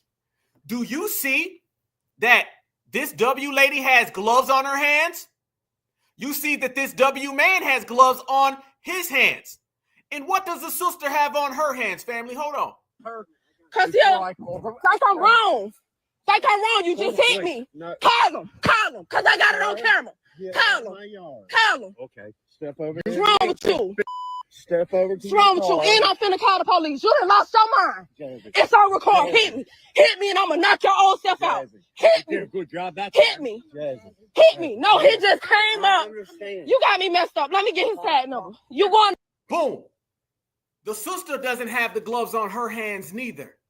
So you see one of theirs who is a civilian attacking a black civilian when apparently the two people who work there are protecting civilian W and not civilian black.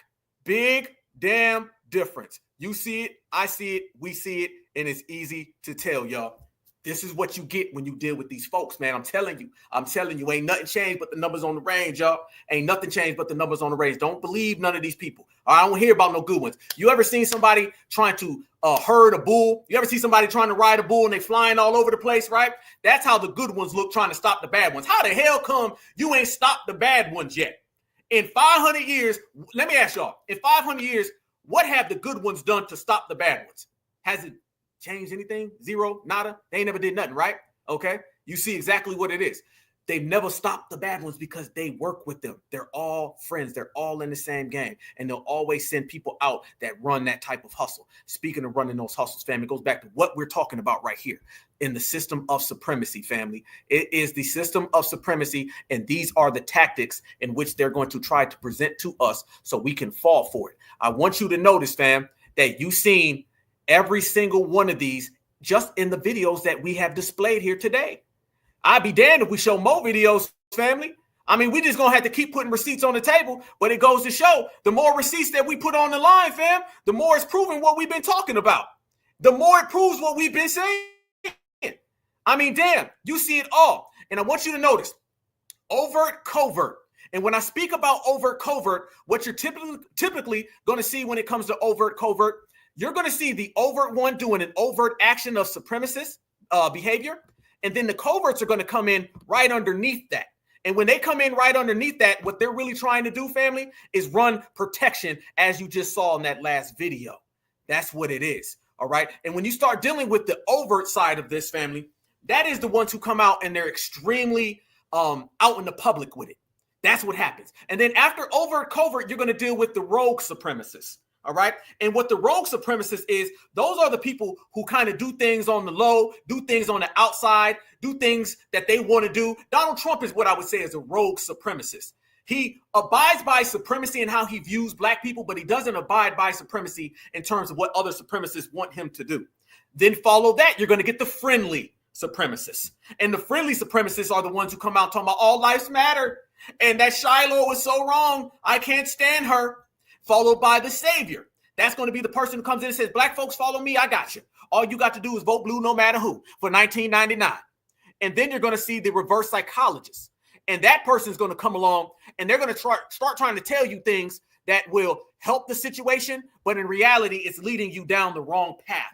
These are the 5 key tactics of public supremacy. I want you to think about Trayvon Martin. I want you to think about Mike Brown, Jordan Davis, everybody. This is the same gambit that they've always ran. And while that's going on, you end up seeing this right here. Look at this lady. We're going to talk about W women saying the N-word, right? Look at this woman on a highway. Family, it don't matter where they are. They could be going 70 miles an hour, driving on the curb. Supremacy follows them everywhere. Calling people the N-word on the highway.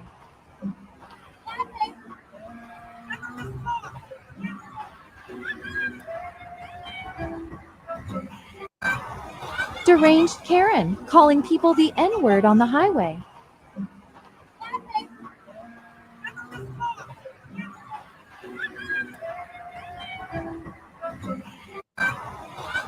Look at this one. Look at her. Look at her right there, fam. Let me make that big for the family to see. Let me make that big for the family. Look at this right here, fam. There you go.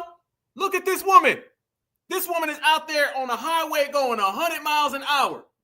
Still got time to be throwing out insults. Ain't even looking at the road. Ain't even looking at the road, fam. The road is the other direction. The road is in the whole opposite direction, and she out there yelling the N-word at these people. They don't want no type of change. They enjoy it, fam. And don't allow these people to come out here and talk about how atrocious this really is and how bad things are going, because the people who say things are going bad are really the people who want in on everything else. That's all that is, fam. So you see that right there, y'all. You see that. We all see that. Everybody see that. This is the way that these people are moving. I mean, that's highway supremacy, right? I need everybody in here right now for me. Smash that like button, fam. We in here cooking. We in here deep. Pop out. You already know what time it is. And we're going to roast this thing all the way to hell through, family. So make sure you smash that like button for me right now so we can keep this thing going. We can keep this thing growing. And we can show everybody that the world is ours. Yes, indeed. But when you start talking about that, fam, then you got this right here. This is what I mean when they start sending out people to pretend to be appalled. The child? Did you call the child the N-word? If you want to know what to do, I have updates on Shiloh Hendricks, the adult woman I'm sure we've all heard by now who attacked a Black autistic child on the playground for taking one of her kids' toys, something children often do. And now she's going mega viral on alt-right Twitter. Here you can see she's doubling down on calling the kid the N-word. She's now successfully raised over $500,000 on GiveSendGo because we did successfully get her GoFundMe taken down. She's doubling down on what she did to that child. Oh, and the adults trying to intervene afterwards that she also started racially attacking. She's now profiting off of racism, and some of the comments are truly horrific. But if you want a more in-depth dive on all of that, I will link Tizzy Ent's video below, and I highly recommend you go watch that. And a lot of people are asking, well, what do we do now? Yes, there is a report button on GiveSendGo, but unfortunately, the founders of GiveSendGo are public figures, and their mission for founding this site is to support horrible campaigns like that were removed off of GoFundMe, roughly. And I want to be clear again, all of this is public information that was found in like 5 minutes by just looking them up. Heather Wilson and Jacob Wells, I believe they are married and they foster children. Freeze.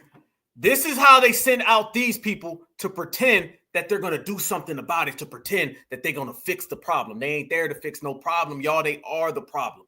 And notice that these things never get taken down when you're dealing with that side of town. Notice that, family. They don't ever take nothing down from them. It always seems to be with us that you see pages got taken down. Carmelo can't do this. Nobody has that. The system of supremacy is one big contradiction. That's all it is. And once you understand the contradiction, then you understand the way they're moving. When you understand the way they're moving, then you got them right where you want them, family. And that's exactly the type of time that we're on. But fam, you see that woman right there, right? Because, you know, there was a time when we start talking about some of these lies that they've been telling us about the system of supremacy. There was a time when they used to tell all these black people how it was really just a male thing. Y'all remember that, right? It's really the guys and the woman is just the innocent victim, the bystander of the male's supremacist mentality.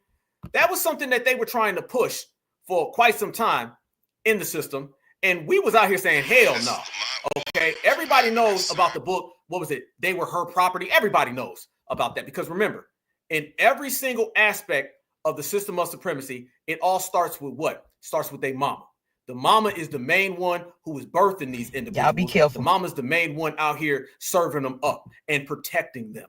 So you see, just like with that lady, the Shiloh, that they have a whole thing with the dominant society, and the mothers are the ones always pushing it. Everybody remembers that, right? Everybody heard. Remember back in the old days, that's what they used to tell us. They used to tell us that it's really about the old folks and the young folks are good. Then they would tell us that the moms are really the good ones and they just victims. That's how the whole feminist movement came in. Family, there's been some crazy things going on, y'all. And all of this goes back to us being on code. I talked about this 3 years ago. I said, we on code and we making things happen. These people going to start acting even more crazy than they already was. Did y'all see down there? Is it in Mississippi where the brother was on some get out stuff and did he disappear? Did he disappear? Y'all let me know how many of y'all heard that story down there. I want to say it's in Mississippi, family, where the brother disappeared. Can't find him. Like, it is really a get out thing. This is not just a movie. This is real life with these people. And it was what? It was a bunch of W women. How many of y'all seen that story? This is what we're talking about. So you can go with the Shiloh Hendricks lady throwing around the N-word, all these crazy ass Brussels sprouts running up on black folks and getting checked. And then you even got these folks on some damn get out movie, like a horror movie. That's what it is when you're dealing with these individuals. Look at this right here, y'all.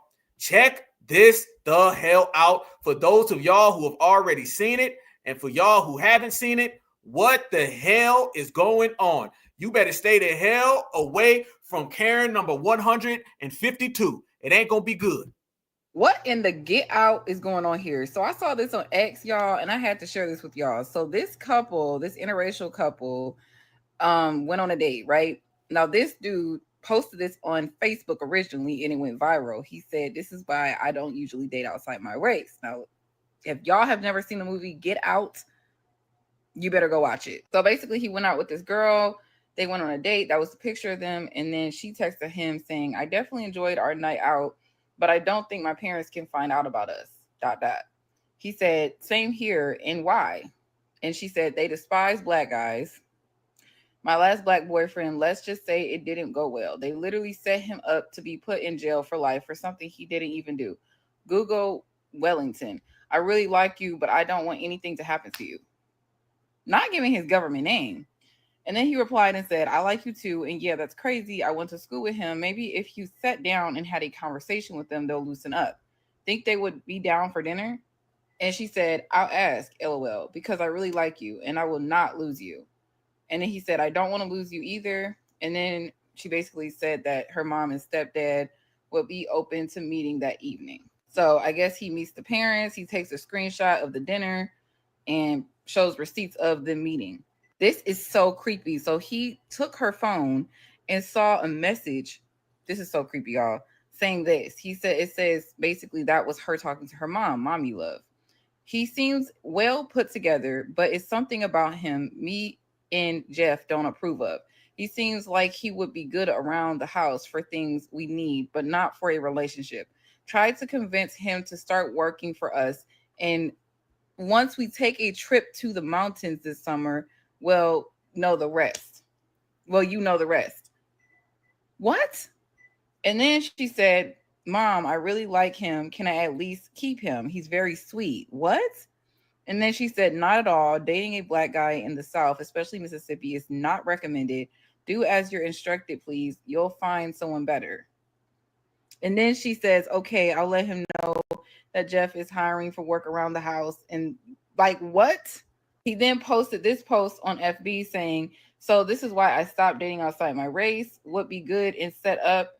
And to this day, she still don't know that I saw those messages in her phone because I left afterwards and never said nothing else about it. Be careful out here, especially in Mississippi." Y'all better be safe. This is crazy. This is literally insane that this is a true story.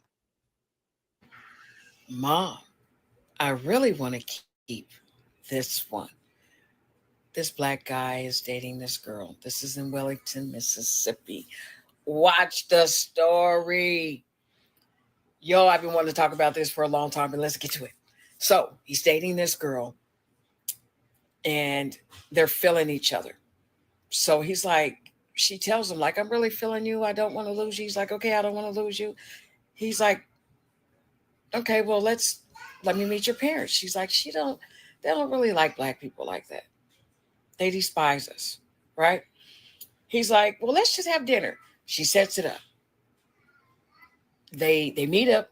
They're at a restaurant having dinner.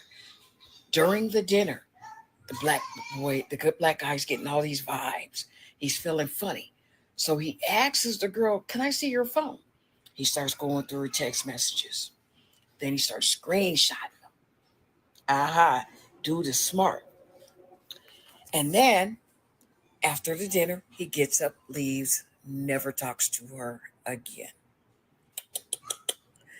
The reason why is during the dinner, the mom and the girl is communicating, and she goes, Mom, can I keep him? The mother goes, no, but see if you can get him to work for us. He looks like he'll be good around the house and do some housework.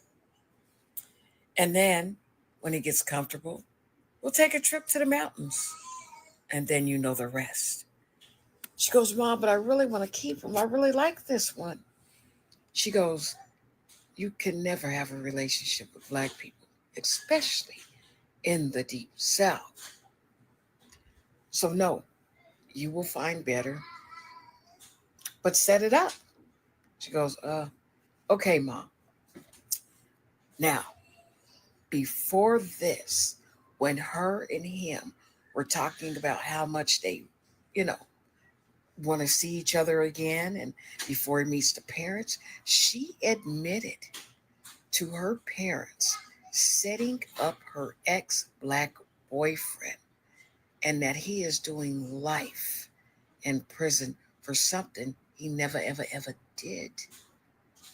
Wellington, Mississippi. What the hell is going on? And family, I see y'all in the chat. What in the get? Trust and believe, I see y'all in the chat. And I think what y'all trying to tell Black Alpha is that there's a certain alert that we hit when hairlines ain't matching up. And it's this.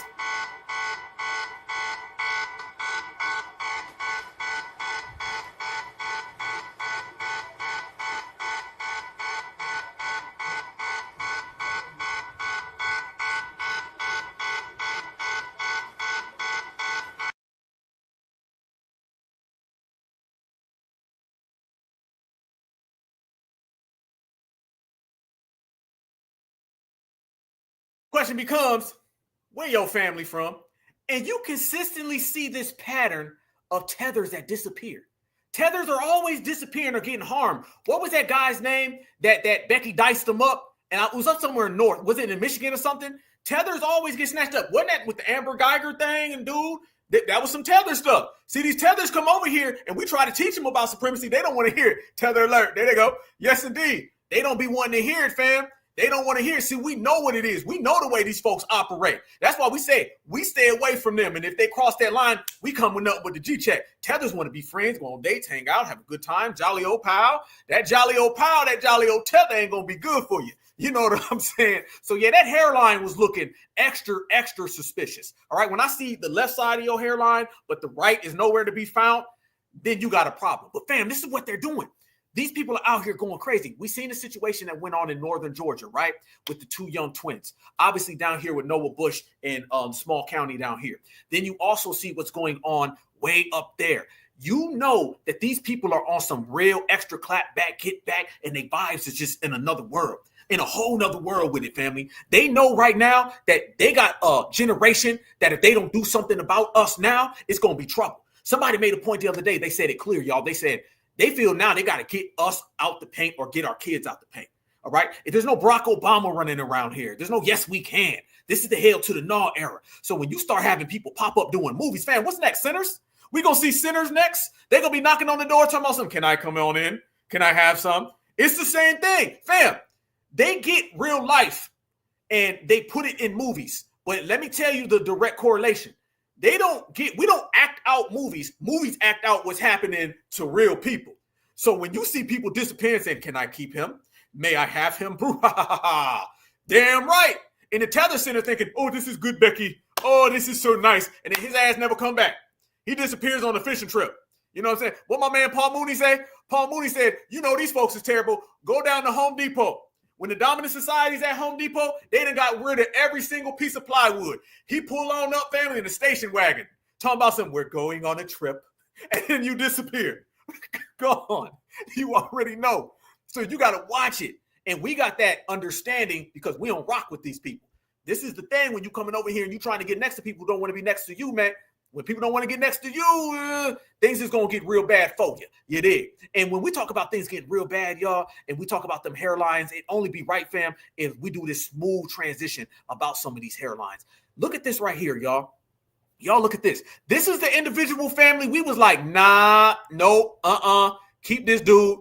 They was trying to put this man on FBA, and we delineated. Delineation stopped this man from being seen as a Black American, because they wanted to say the Black American guy. But look at this. Do you know that this man already had cases for what?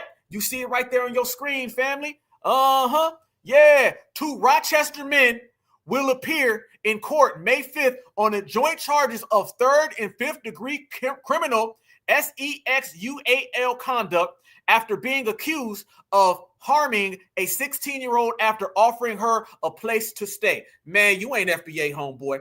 And now I got to wonder what the hell your ass was at the park for. Why were you at the park? We got to know. We know supremacist Karen was there. We understand that. But why were you at the park as well?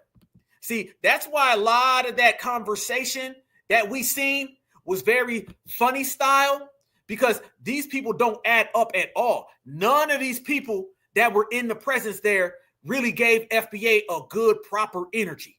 It was very, very suspicious. Very suspicious. So suspicious, family. Let me show y'all some stuff.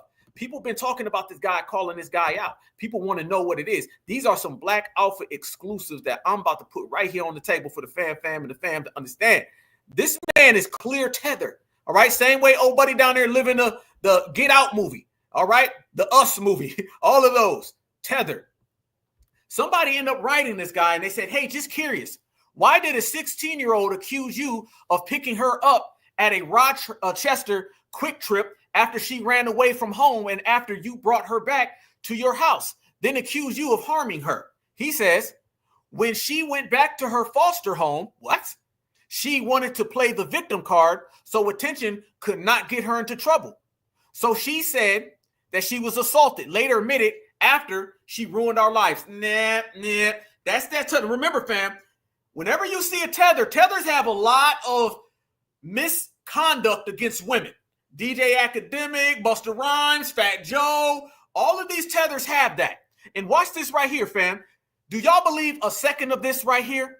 Tether talk. Flash news. Watch this Tether Babble, y'all.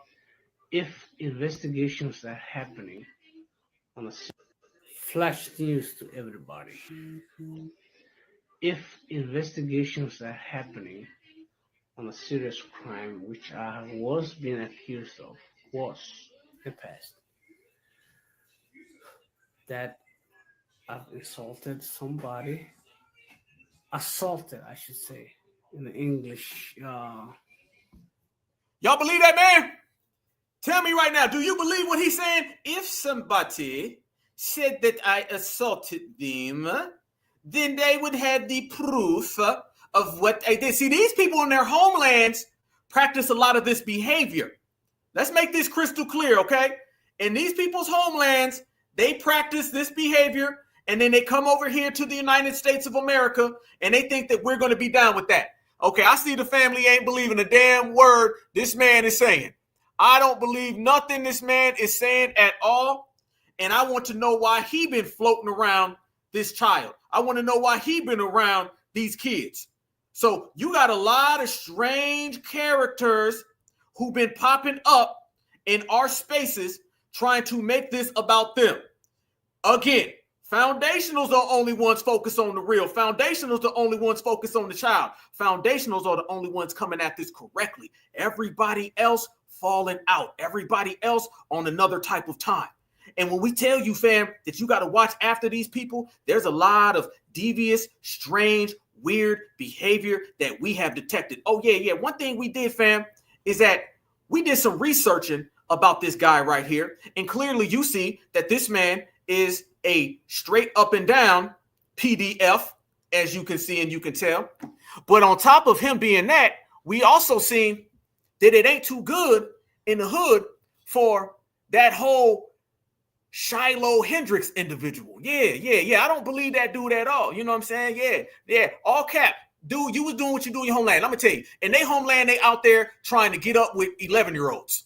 And then they come here and think they're going to do that in the United States of America. They're real strange, fam, real strange. But the problem that they have is that they don't know people like Black Alpha, Certified Black Society is in the building, in the place. And we got receipts on everybody. You get out of line, receipt. You talk reckless, receipt. Off brand, receipt. And let me show y'all some more receipts that I got. And these receipts is going to go crazy, y'all. These receipts is going to go extra crazy because it's not just Mr. Tether Man. It ain't just Mr. Tether Man who's been running around here with that type of behavior, with that real being next to everybody behavior. No. What I'm also going to tell y'all is that we found out some things about Mrs. Shiloh. Let's go back to Miss Shiloh, who likes to throw around the N-word left and right, okay? All right? I know you got the meth pipe. I understand that. I know you got the mayo. I understand that. That's exactly what you do. But let me tell you what else that I found out. I also found out that you a walking stereotype because some people on the internet been popping up and they've been putting her laundry out there in the streets. And let me read to you guys, because I am your FBA brother, what they said. They said, are you serious? This is her? I used to be friends with her. I'm Black. It doesn't look anything like her unless she started using meth or crack. Damn. She was always heavy back in the day. I remember she had a crush on her brother. Damn. You mean to tell me she from the brother-cousin community too? She from the auntie-uncle community too? She from the grandma-nephew community too? Did they just out her, fam? I mean, I'm just saying. Black Alpha Network, I said that she come with the meth pipe. They said she come with the meth pipe. I said she got the crack cocaine. It's a hell of a drug. They said that crack cocaine is a hell of a drug. Then you see Mr. Tether Man running around here talking about he want to get with young folks. Sound like she want to get with her brother. Are they out there telling everybody that she was trying to hook up and elope with her own goddamn brother? Damn, that ain't good. So, the receipt's been rolling all the way in on her. Yeah. And one thing we do right here on the Black Alpha Network, we put every damn receipt that we can find on the table. And they like to hang out under the table. How about we just put her police record on there, right? Because, everybody who has some type of anti-Blackness, there's always a police record. Well, the police record is showing that the dominant society has been out here doing what? Dominant society been hanging around a bunch of criminals. Wait a minute. Does that say disorderly conduct? Wow. This is what she was arrested for. Convicted. Does it say traffic, a DWI, driving while intoxicated? Damn. She was convicted of that as well. Does it say up there in the top corner that she was evicted from her house, trailer park? Damn. The meth prices I heard was whooping her ass down the street, round the corner back again, y'all. Damn. Oh, and then while I'm throwing receipts on the table, can I just throw the receipts on the table that she's also a SEX worker as well, fam? Did I go there? Did FBA show up? Did Black Alpha show out? Am I being ultra petty, fam? I believe I am. I believe so, family. This is what I definitely believe, fam. Yeah. Oh, damn. So wait a minute now. You mean to tell me that she's been out there getting evicted from her home, driving while intoxicated, loving on her brother cousin, and she been out here taking those photos? She got not an OnlyFans, she got an Only Fentanyls. She got an Only Fentanyls page. I be damn. An Only Fentanyls page. I done seen it all. You ain't got the time to be out here talking about Black folks now. I don't care if that Black person is 4 years old, 5 years old, because you out here taking pictures that nobody wants to see. Wait a minute. Damn, Black Alpha, you showed another one. She got even more pictures. Damn, I'm crazy out here. This is who the dominant society been putting bread on. This is who they been paying. This is the best you can do, dominant society. I remember when you had at least Paula Deen. God damn, you done went from Paula Deen to Paula Fiend. You done put Paula Fiend on the table. You need to get your damn act together because we're looking at you very, very, very bad. And when they say that these photos are very, very explicit, they talking about how bad they are. Yeah. That's her. That's her. Check that. So you're talking about a sex worker and someone who also has been evicted and somebody who also driving while intoxicated. Family, I'm starting to wonder, was she at that park because her kid was there? Or was she at that park because she lives there? Damn, y'all. I guess I'm a detective too. But you know, when they give you these receipts, being a detective is pretty damn easy. It's pretty damn easy, fam, when they out here doing all of them driznugs and they're trying to get a his but we don't show them no liz of. You understand the way we flow. There they go. You don't want no problems. You don't want no problems. Not with Black Alpha, you don't. Nope. Put all your receipts on the table. Yeah, see, this is what we do, family. They disrespect the lineage. I don't give a damn who you are. You a part of this right here, you going to have to get G-checked in the process, which means every single thing that you've ever done, all the brothers and cousins that you done slept with, all the fentanyls, all the Brussels sprouts that you done had, the mashed potatoes, we're going to put it all on the table and expose you for exactly what you are. And we're going to expose you for exactly what you do. And that is you, Paula Fiend. All right, you need to go ahead and pop on up and get it on up because you can't stay around here. You're living in a park. You went from a trailer park to an actual park. And you didn't think that we'd be here putting all that on the table, exposing you. And that's what we do, fam. So, yeah, that's her. That's her right there, fam. Yeah, people been out here putting that on the line. People been out here exposing her for what she truly is. And now they looking like, damn, where did this come from? It came from this generation. It came from this generation. It came from this energy, and they can't run. They can't hide from none of that stuff, family. And I heard that, you know what I'm saying? She ain't even get $2. Don't nobody want that. Okay. Jethro in the trailer park with no teeth. He saw those pictures and said, no, I'm cool. I'm all right. I'm going to sit here with my Michelob beer and just be quiet. You can't even get Billy Bob. You know, when Jethro can't get it up, damn, when Jethro can't get it up, you need to sit down because Jethro don't get none in the meantime, in between time. That's why she be with her brother. I guess she got to stick with her brother because she can't find another. Maybe that's what it is. But whatever it is, we don't want nothing to do with that because we already know a bum is a bum and she's a bum. And that bum just got exposed. Check, mate, over with. Check this out right here, family. This is what I'm talking about these people. These people always get behind whoever is practicing supremacy the best. And you can see right here, fam, these are the donations that she's been racking up.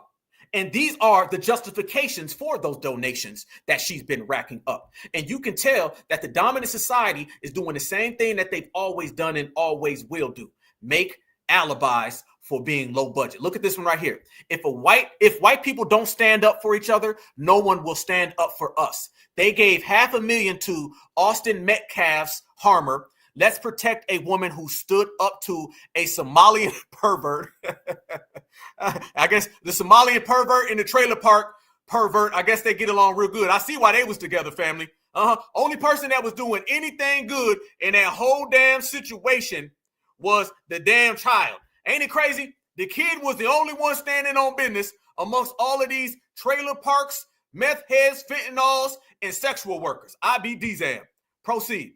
And then they go on further with the victimization. And they say, stretch out your hand from a high, rescue me and deliver me from the muddy waters, from the hand of foreigners whose mouth speak lies and whose right hand is the right hand of falsehoods. They went into a scripture. See, they're using scriptures to justify their anti-blackness, family. But when we say that they was racking up all of those donations, that's what I'm talking about. Look at this one right here. Protect white kids. What does that have to do with this situation? Oh, has everything to do with Austin Metcalf, because that's what this is about. Base White Lady Club. Look at that. Throwing her dollar bills, throwing her stacks. You see again, family. These are all of the people that been dishing out the money that they can have. This person said Hitler's friend. You see what I'm talking about? This is who's getting behind her. This is who's supporting her. Repeal the Civil Rights Act. Okay, there you go. Look at this. Yeah, all in the name of Christianity. Absolutely right, my sister. Absolutely right. For the white race. Yes, indeed. This is what they saying out here in these streets. This is who they represent. This is who they stand by. They know exactly what it is, and they're trying to come up with whatever they can find so they can get something that they know goddamn well ain't gonna work. Even more, you got more people coming out there making more things. The Saxon begin to hate. Look at that right there. You already know what they're talking about, who they're talking about. We know exactly who they're talking about. We know exactly where they're coming from. They can't hide that behind coded language. Okay, this is what they like to do now. They like to put the "you are" in the word that they like to say anyway. Look at this, fam. This is who gets behind them. And notice all of these vague denouncements of these people that the good folks do.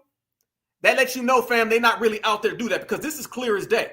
This is clear as day. How come you ain't really matching that real energy? Is because you don't really feel the real way. You understand what I'm saying? You feel me? This is what I'm talking about. Silent majority. Nixon. They're just throwing out a bunch of keywords, fam. And every little keyword that they out here throwing out are just terms that are trying to get them to feel that they're the victims. This is that W Lives Matter, okay? This is that W Lives Matter. White people built America. Y'all see that? Y'all see that right there? Let's bring that all the way in. Let's unpack that. Don't I tell you they watching us? Don't I say they listening to everything we say, family? White people built America. Why they say that?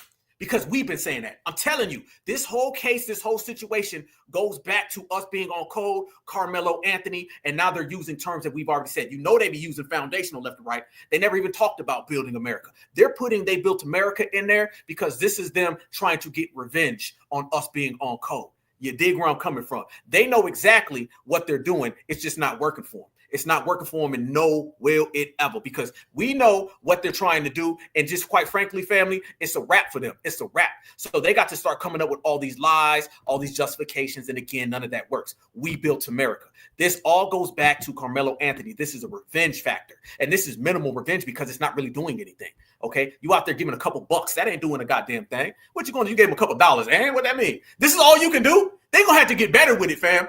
They're going to have to get better with it. The trolls going to have to troll harder. The smut's going to have to smut harder. The bums going to have to be better bums, because we sending these people home and it's easy. Even when they send out a bunch of COONs, you knew it wouldn't be something without them sending out this individual. And family, I need right now, I'm asking y'all, do I need to hit the Tether alert again? What alert do I need to hit? Do I need to hit this one?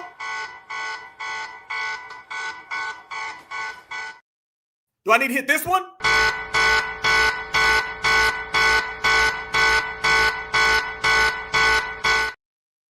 I just need to hit both, because the hairline is falling all the way back, and then I'm looking at him and seeing what this man's trying to say, and it clear as day shows you he about to have Tom, Brady, Brad, and Chad all down his mouth. Watch this. Y'all gonna take people who ain't normally everyday racist and you gonna make them want to start being racist. So early morning, Saturday morning. So I took a look at Shiloh Hendricks. I looked at her donation page and I saw the comments. I saw the disgusting racist comments. And I will say, the way I feel about that is what you think was going to happen. I told y'all years and years and years and years ago, and I got so much hate for it. I said, you only gonna push these people so far. You only gonna sit up there talking about white people over and over again, calling everybody racist, calling your neighbors racist, saying that. Look at this man. This the blackest person in White Lives Matter. He one of them, I'm not black, I'm dark white. If you don't get the hell out of here, y'all gonna stop talking about them. Y'all been saying they was all meth. Y'all been talking about fentanyl. Y'all best to quit now. What you think was gonna happen? I told y'all years and years and years and years ago, and I got so much hate for it. I said, you only gonna push these people so far. You only gonna sit up there talking about white people over and over again, calling everybody racist, calling your neighbors racist, saying that if you're white, you're just automatically racist. Even if you got black friends, you just automatically racist. Y'all was even calling their babies racist. And don't say you didn't, because I saw it. I saw all the videos. Y'all calling people racist. This man trying to get a date. He gonna be the next one who disappeared. Hey, homeboy, I know a family down in Mississippi that'll love you. I know a family down in Mississippi that'll take you in. He would too. He'd be like, I don't care if I disappear in the mountain. Y'all was calling babies racist. Who the hell calling babies racist? I'm telling y'all, they just make up anything they can. Hell no. Go to Mississippi, homeboy. You was even calling white babies racist. I remember when that black girl was literally in the streets, that dark-skinned black girl literally screaming in the middle of the streets, kill all white babies. I remember that. How long did you think people was going to put up with that? I said a long time ago, y'all going to take people who ain't normally everyday racist and you going to make them want to start being racist because they going to get tired. They're going to get tired. They're going to get tired of everything is white supremacy. Everything is privilege. Man, look, everybody ain't privileged, bruh. Everybody don't have a white privilege. And that you saying that they do automatically, and that you pushing aside people's everyday struggles because they are white and they can't be living all that bad. Oh, well, it can't be so bad for them because they're white, because they just got it all together. People get tired of that, bro. Y'all pushing them out of the picture just to make room for black and brown people simply because they're white, because you assume that they have privilege. And, well, it's too many of them getting positions. It's too many of them getting this. It's too many of them getting that. We need less white people. All of y'all doing all of that? Then you get comments. Then you get disgusting comments like that. I'm not condoning nobody being racist, but I did say that.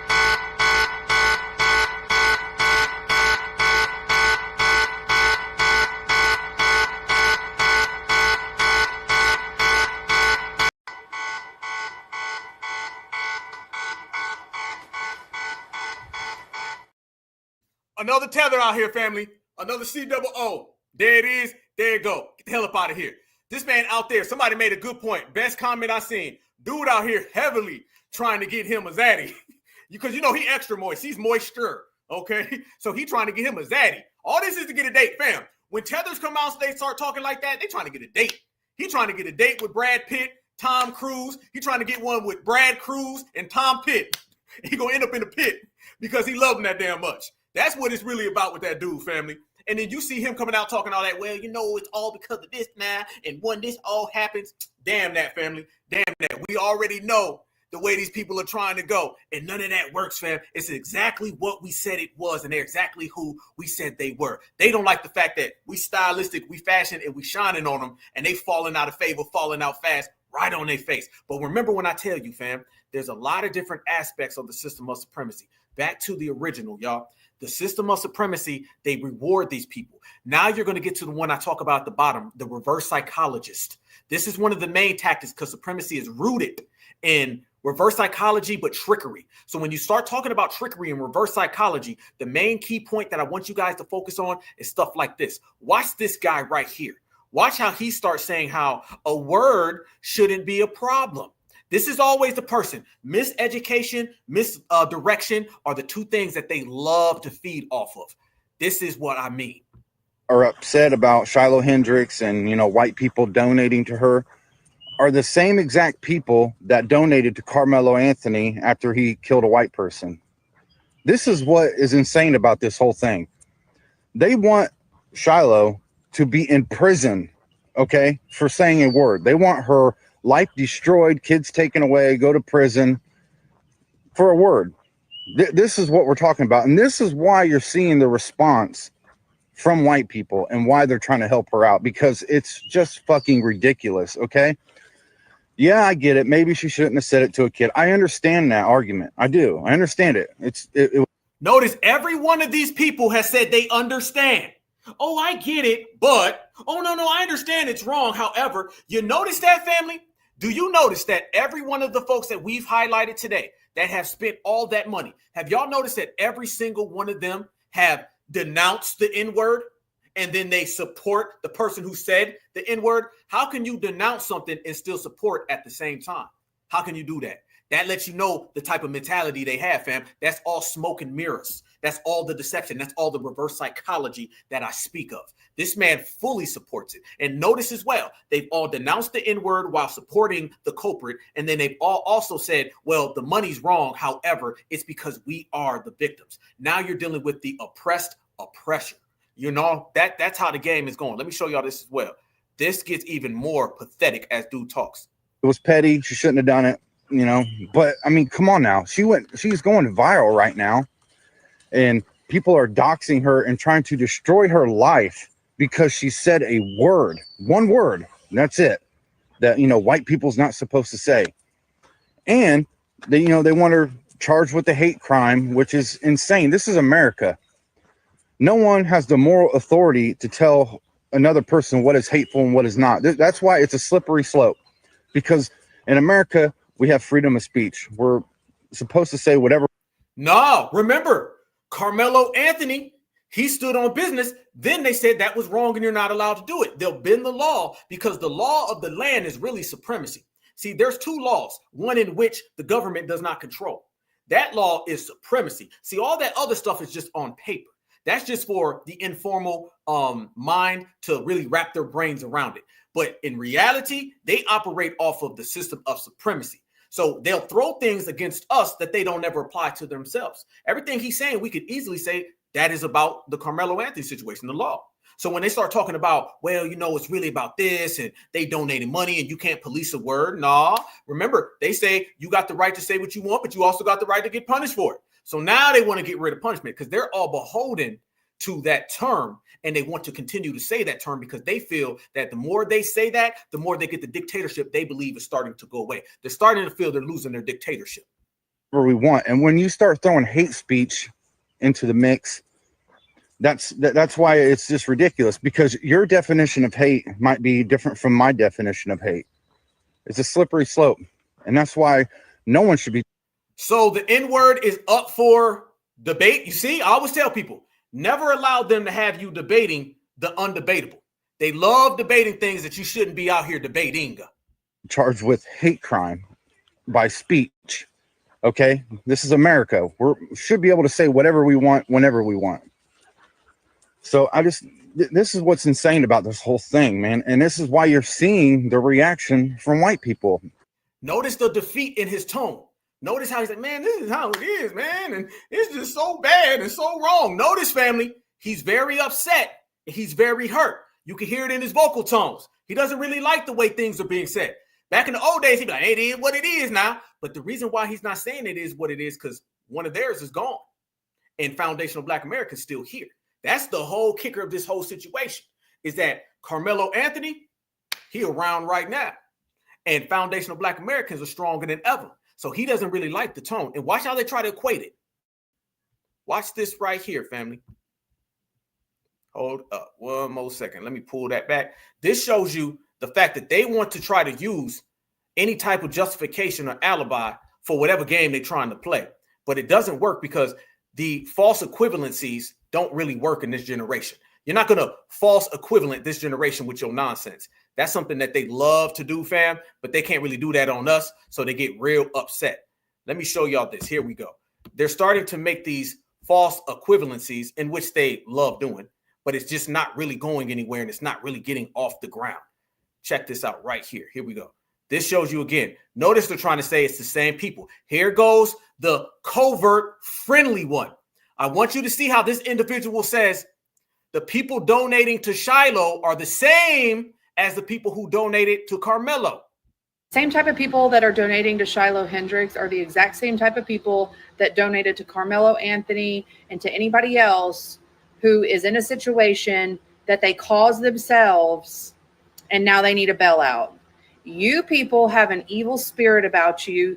There is no doubt in my mind that like demons walk this earth. And I'm pretty sure that people that are causing this racial hate and divide, that's exactly what y'all are. Y'all are demonic and it's gross. And frankly, you just need to stop because you're not doing anyone a favor by perpetuating the hate and the divide. Like freeze. That's what I was talking about. Damn, I'm glad I got that up. That's what I was talking about, family. Look at that right there. What she's trying to do now is make that equivalency. Look at how everybody's came from a different angle. One person says, I'm the oppressed oppressor and W lives matter because we're the victims. The next person came in and said, well, you can't police a word.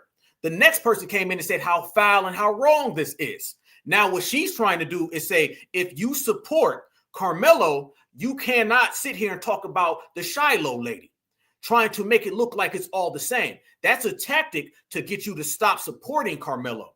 That's a tactic to get you to put that on pause and to get you to put that on hold. They understand what they're doing. That's why they're doing it, y'all. They want to make it look like all is good in the hood and foundational Black Americans, it's all the same. So we should just, leave Carmelo alone and it's all even. This is what I'm saying. They're going to come at us from all these different angles and ain't none of them working. They take to TikTok and give you 100 different perspectives of the same supremacy.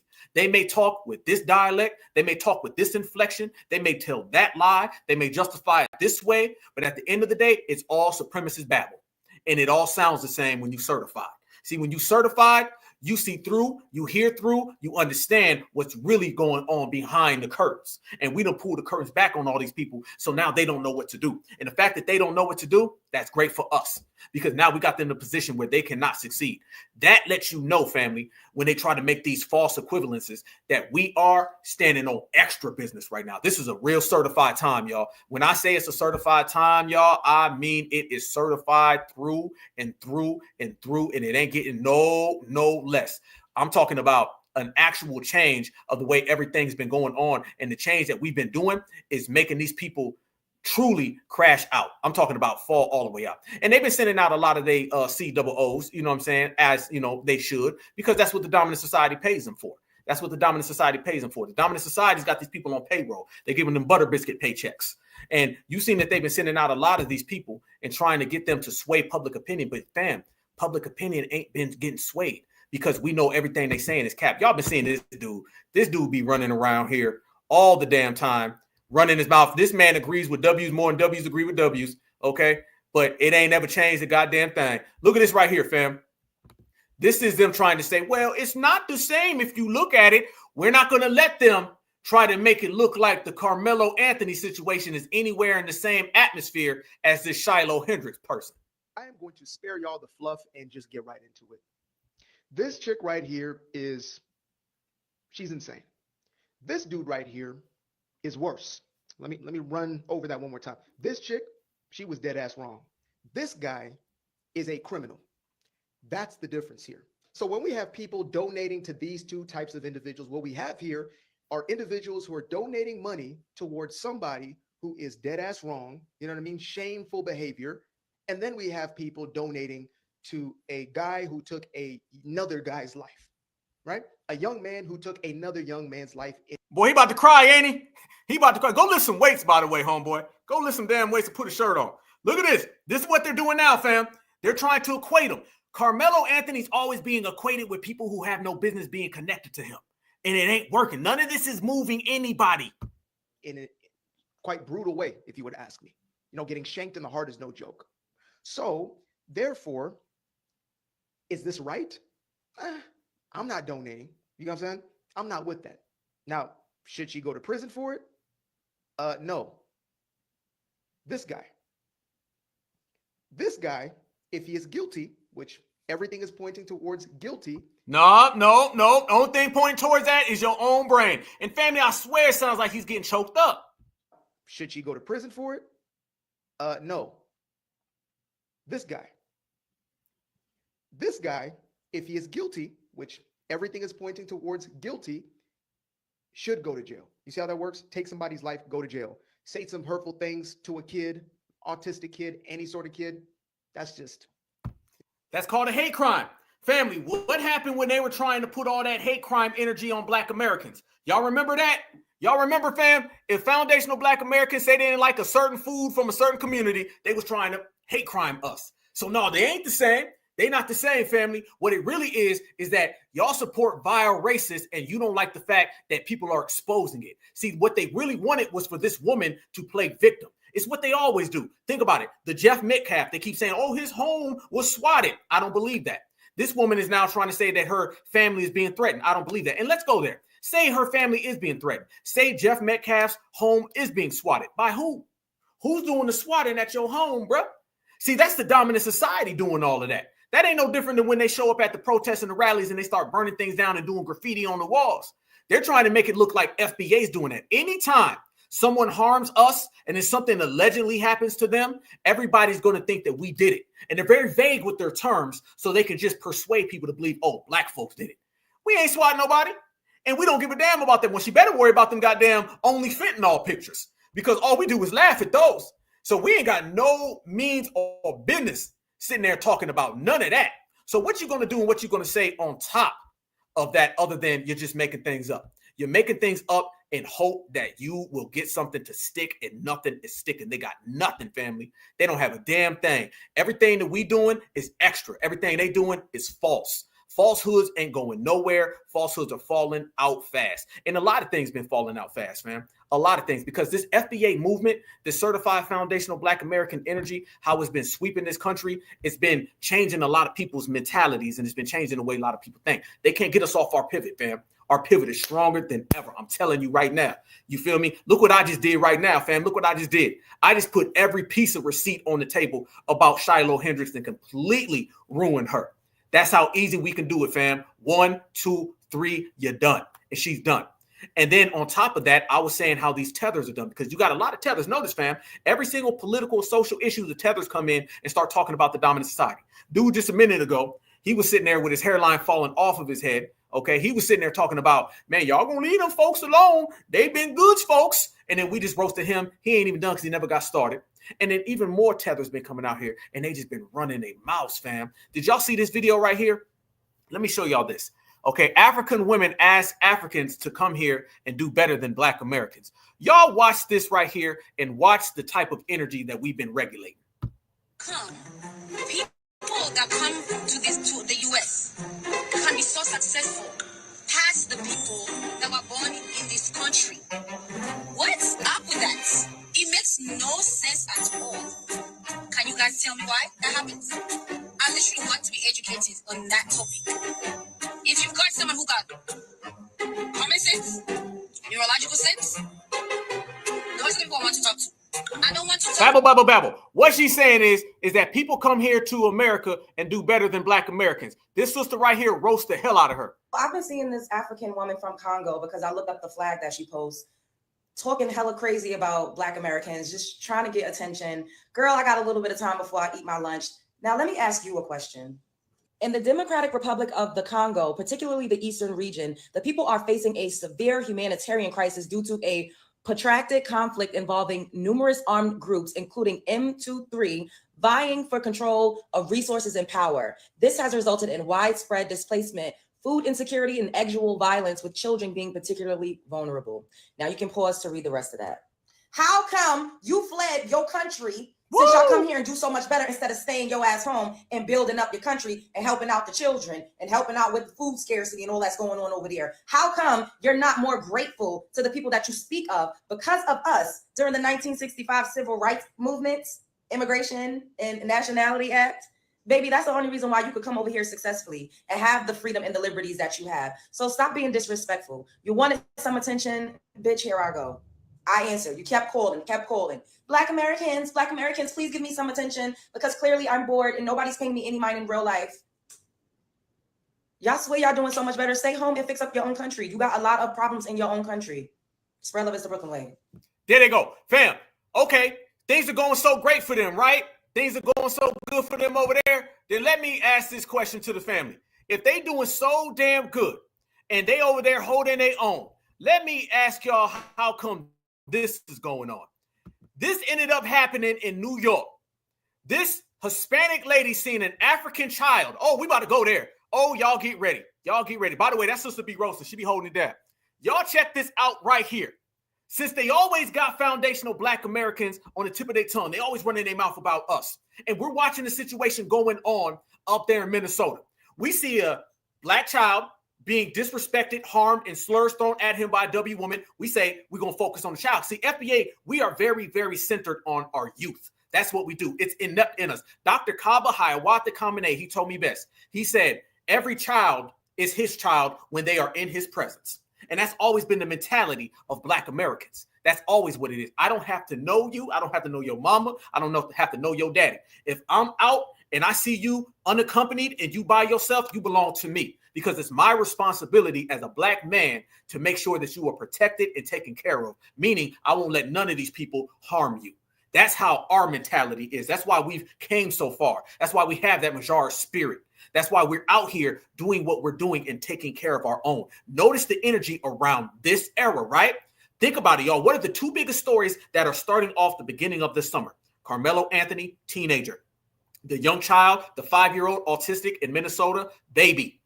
You notice how we're rallying around the children? I want y'all to think about that for a moment, okay? Think about that. Let me pull y'all in. Think about the two biggest stories to start off this summer. Carmelo Anthony, child, and the 5-year-old autistic boy.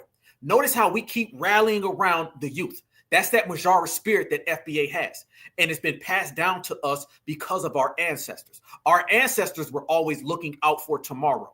Our ancestors were always looking about the next day. Our ancestors knew, I'm going to be here for you to succeed.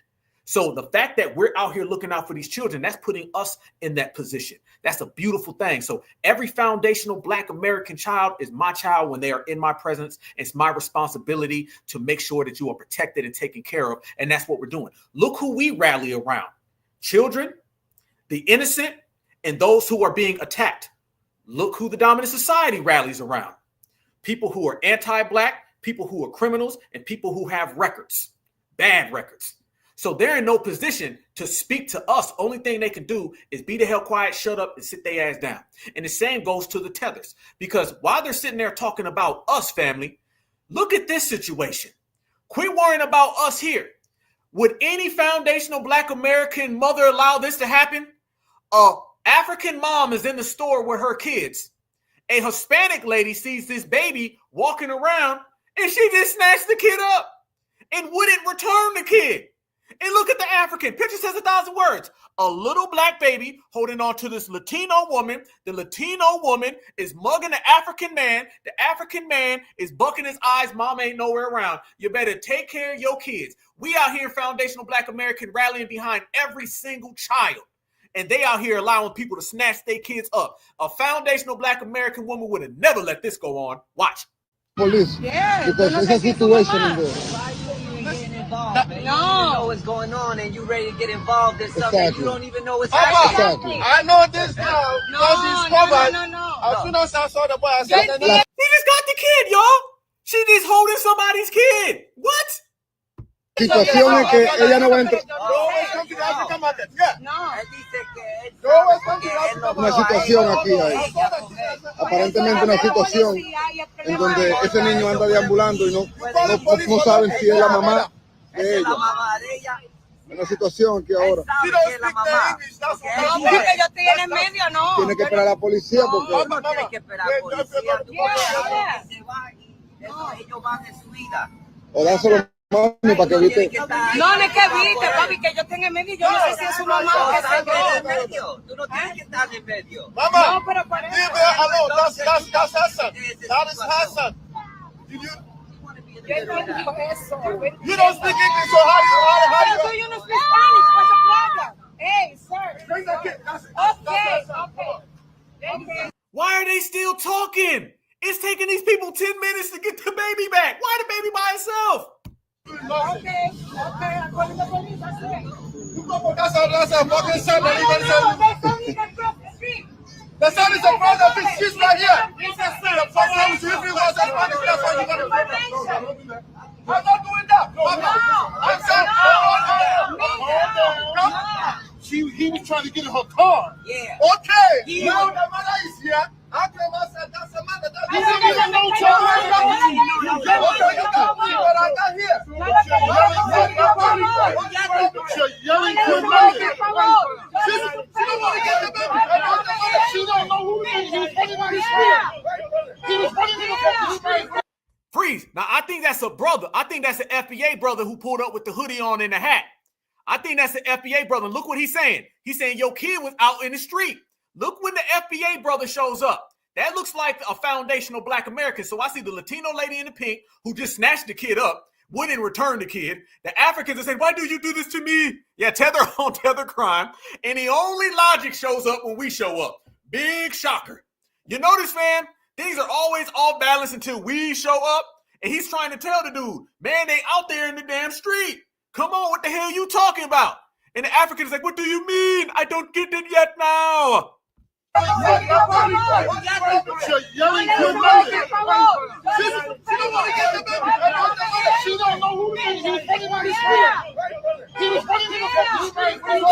situación aquí, Leather New reportando, ¿eh?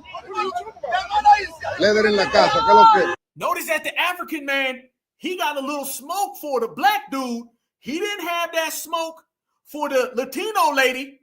He sat there and was trying to bargain with her. He was trying to explain himself to the Latino woman. When it comes right now to the black dude, he's like, what do you mean? Why are you more focused on the brother opposed to the other? Reportero estrella.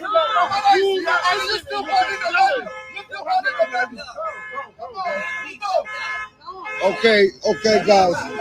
Mami, mira, yo creo que tú te puedes ir. Yo creo que tú puedes irte. Yo no sé, tú sabes, a mí no me molesta dárselo, pero yo no sé.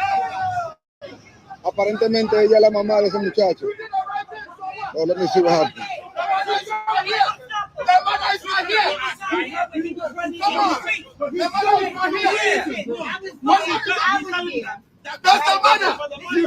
Papa, brother, what do you think?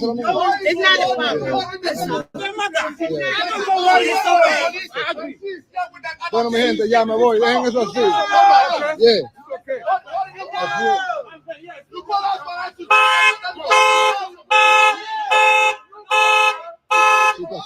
Situación en el Bronx.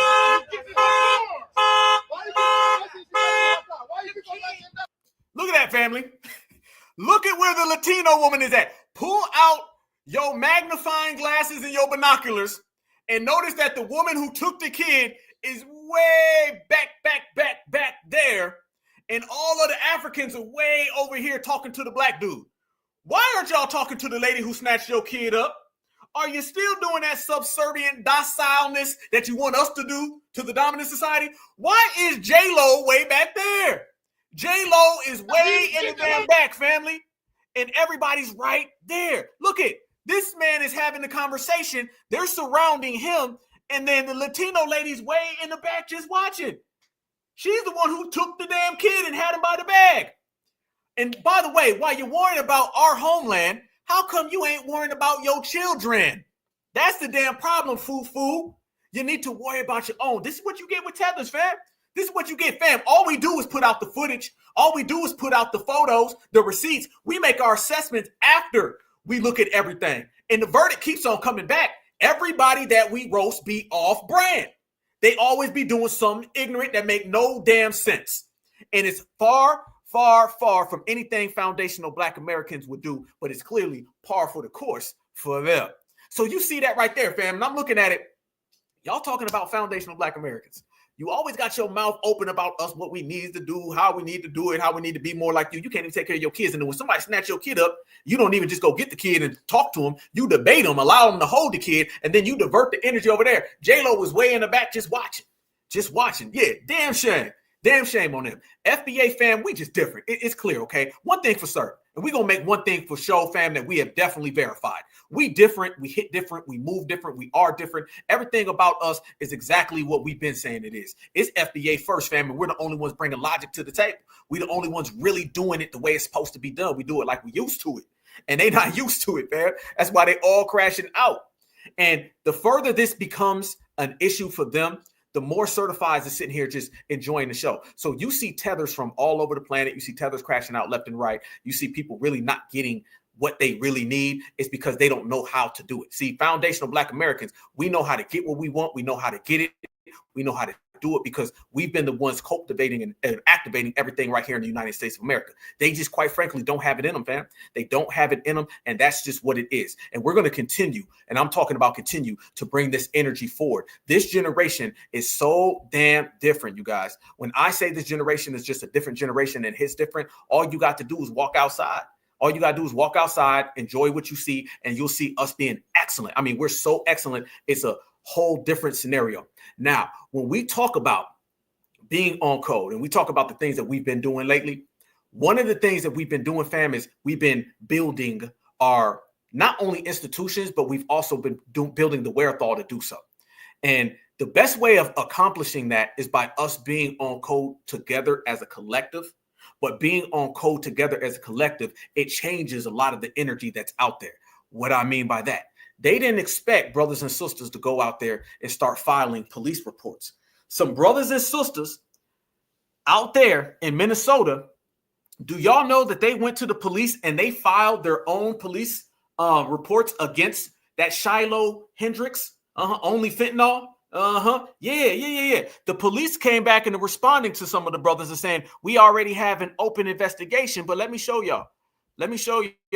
Brothers and sisters have been out there and they've been filing their own lawsuits against this woman. Mike Bangs, shout out to him. He follows me on X. Shout out to him. The brother went down there and the brother stood on some damn business and the brother went ahead and he pressed charges against her. See, this is what they didn't want. This is what they didn't expect, y'all. They didn't want nor expect us to go out there and say, you know what we're going to do? We ain't going to wait for y'all. We're going to press our own charges against your community for the crimes in which y'all have committed. And we're not going to wait around for it. We're not going to beg. We're just going to go ahead and do it. So now you're starting to see police reports that are coming out and brothers and sisters are saying enough's enough. And see, this is what they don't like, y'all. Let me tell you right now. The thing that they do not like at all is for us to start taking things into our own hands. Because in the system of supremacy that I'm always highlighting, taking things into your own hands is a direct contradiction of how they want things to flow. They don't want nothing being taken in your own hands because that's empowering the people who are not supposed to be empowered. So shout out to all the brothers and sisters doing it. But guess what? We've been doing that. Man, a lot of the ideas that we've been talking about doing, brothers and sisters have just been going out and doing it. We ain't been waiting. We ain't been sitting back. We've been saying, okay, we're going to go ahead and do that thing. So people are out there pressing charges. And I tell everybody, go ahead and keep on doing that. Do that, make sure, because the more we do that, fam, the more everything gets on. Yeah, we on code more than ever. And I keep saying that all the time, and I'm going to always say that, fam, we on code. Anybody who says anything other than us being just certified is out their mind, man. You crazy right now.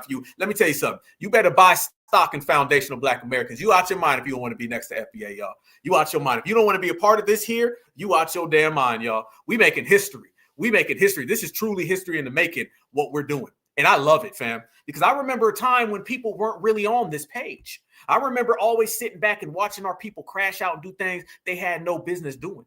And now to see us just being smart, being witty, and making the right moves and right decisions opposed to the wrong ones, that is very powerful. And the best way that we do that is for us to understand we have all the power. And the power that they've been trying to tell us we don't have, we've exposed that we really do got it. Let me show y'all this right here. There is a GoFundMe that's going on out there, and we're going to talk about this GoFundMe. The NAACP done created a GoFundMe for the young child out there in Minnesota. Watch this right here, family. Let's keep this fun alive. For those that just tapping in, we are fundraising for the 5-year-old boy who has autism that was called the N-word by Shiloh Hendricks with no remorse. And then she turned around, went to Give, Sing, Go, and started a fundraiser. Family, he doing a little too much bucking around for me, y'all. I'm just going to keep it a buck, fam. Yeah, I'm with y'all. Yeah, I see y'all in the chat. Y'all go, boy. Y'all be on it, though. I love y'all with a passion. Yeah, he doing too much bucking. I'm not surprised that the NAACP's GoFundMe, the dude out there bugging, family, what's we going to do? We's going to get, yep, you're absolutely right, Patricia, out there scamming for some damn money. Look at them trying to get in on this. Don't speak about nothing that involves us, but they want to get in on this. And we don't even know the boy all the way yet. See, this is how thorough we are. We don't know all the details about the child. We're getting support for him based on merit. The NAACP starts popping up and talking about getting money for this child, and yet you know that's going to get very murky, and you're going to see the NAACP in the pocket in the goddamn money. I know we ruined the Democrats, so they got to try to get their money somehow, some way, and this is what it looks like, family. Yeah, dude right there, he doing way too much goddamn bucking for me, okay? This is a GoFundMe, okay? Not a go bucking eyes. So no, fam, don't spend your money on that at all. Don't spend your money on that. Matter of fact, and by the way, like, don't you got to talk to the family? Like, how do you just raise money without actually did they even put, how can the NAACP create a GoFundMe for this child, but in essence, are they in communication with the family? Like, I don't even know how that works, fam. So no, we're not supporting none of that. We denounce this as well. We denounce this. We're not giving our money to the NAACP. And the NAACP, you're not going to use Black Americans and our grassroots power so you can try to get us to support something that you know we're for, and then we say get a Social Security check. So you can get us to get involved. See, notice that's what they're doing, family. They haven't been able to conjure up their own grassroots energy, so they're using grassroots subjects that we get behind, and then they try to jump in and latch themselves on it. In a lot of ways, the NAACP and the Boule, they're being tethers now. They already have a bunch of tethers anyway, but now they're doing the ultra tether play. See, they sat out the Carmelo Anthony situation, and they didn't do nothing. We're the ones who made the Carmelo Anthony situation such a polarizing case. What they ended up doing was getting involved in the Carmelo Anthony situation after we put in the work so they can siphon all of the energy over to the Democrats. And they're going to do this right here now. They haven't said nothing. They've been real hushed. So they're going to try to ride this wave. Expect this, family. Expect in the next year, year and a half, in particular this summer, all of these op groups are going to watch FBA build something, and then they're going to jump on it so they can try to get the energy. See, it used to be they would create something, but they seen everything that they've done has failed. They try to hit us with all these boycotts. We didn't participate. It flopped. They try to hit us with all these rallies. It flopped. We said, we're not going to your protests. We're not boycotting. We're not doing anything. So they cannot create anything that is organic in terms of grassroots movements. So now what they're going to do, they're going to say, oh, Black Americans are getting involved with Carmelo. Let's let them do it for a little bit. Then we'll jump on. Oh, Black Americans are supporting this young 5-year-old who's autistic. Now let's jump on it. They're using us to create the grassroots energy because, quite frankly, they cannot. That's the real hustle and play that they're going to be trying to do. And simply, we'll just denounce it. So we'll denounce your rally, your goddamn protest, your boycott, and all that denounce, and you can keep your GoFundMe. And they've been trying to push that too. They've been trying to say, well, look now, we got our own. And that ain't really been moving nobody. That hasn't been moving nobody. Nobody's really on that. Nobody's running around here talking about their little BS thing they got going. Nah, it's just not working. So they're trash right now. Can't get nothing off the ground. All right. All your damn CDs is flopping. You ain't doing nothing. And then there's some other people out there making a lot of mistakes as well. Let me show y'all this. Y'all be careful. Oh, no, hold on. Interracial dating. Yep. All that good stuff, sister. Appreciate it. Let's keep this. Listen, y'all want to know what's so funny about this whole Shiloh Hendricks situation? It's funny because these people sending this lady all their money and don't even realize that they being scammed. Like, they literally being scammed out of their money, bro. She ain't finna do nothing but go use that and spend it on whatever she want to spend it on. That's if they actually let her get the money. But it's just a simple fact that these YTs are literally sitting up thinking they making the Black community mad because they sending this lady all of their money, but don't even realize they are getting scammed. What's so funny about this whole Shiloh Hendricks situation? It's funny because these people sending this lady all their money and don't even realize that they being scammed. Like, they literally being scammed out of their. No, freeze. Nah. Let me say this, though, family. I'm going to say this right now. This is why they are out here crashing out. They know for a fact. Let me say this, fam. Let me say this. They sending all that money to her. They don't think that they being scammed. No. They sending money because they're rewarding her for what she did. Whatever the hell she do with the goddamn money, they don't mind. You think the dominant society cares what she does with the money? Or were they more concerned that she did the dirty work? Let's go there, family. See, they did the dirty work and they get rewarded for the dirty work. They don't feel they're being scammed. I disagree. I don't agree with what that brother said. They're out here giving her money because she crashed out on a Black person. They don't give a damn. She know, fam, the dominant society will give you money for crashing out on a Black person if they know you gonna go buy drugs. They say, hey, it's good drugs and you earned it. It's well spent money because you harmed a Black American. That's really what it is. They're not fooled. Let's get this right. This thing where like they're fooling them and they don't really understand. The dominant society knows damn well that this person is a crash out who lives in a trailer park. But she did her civil duties as a female supremacist, and now they're saying, here's some money. It's more about Carmelo than about the money and how she's going to take it. They will give out $1 million if you say something against a Black American. George Zimmerman, you think they give a damn about George Zimmerman?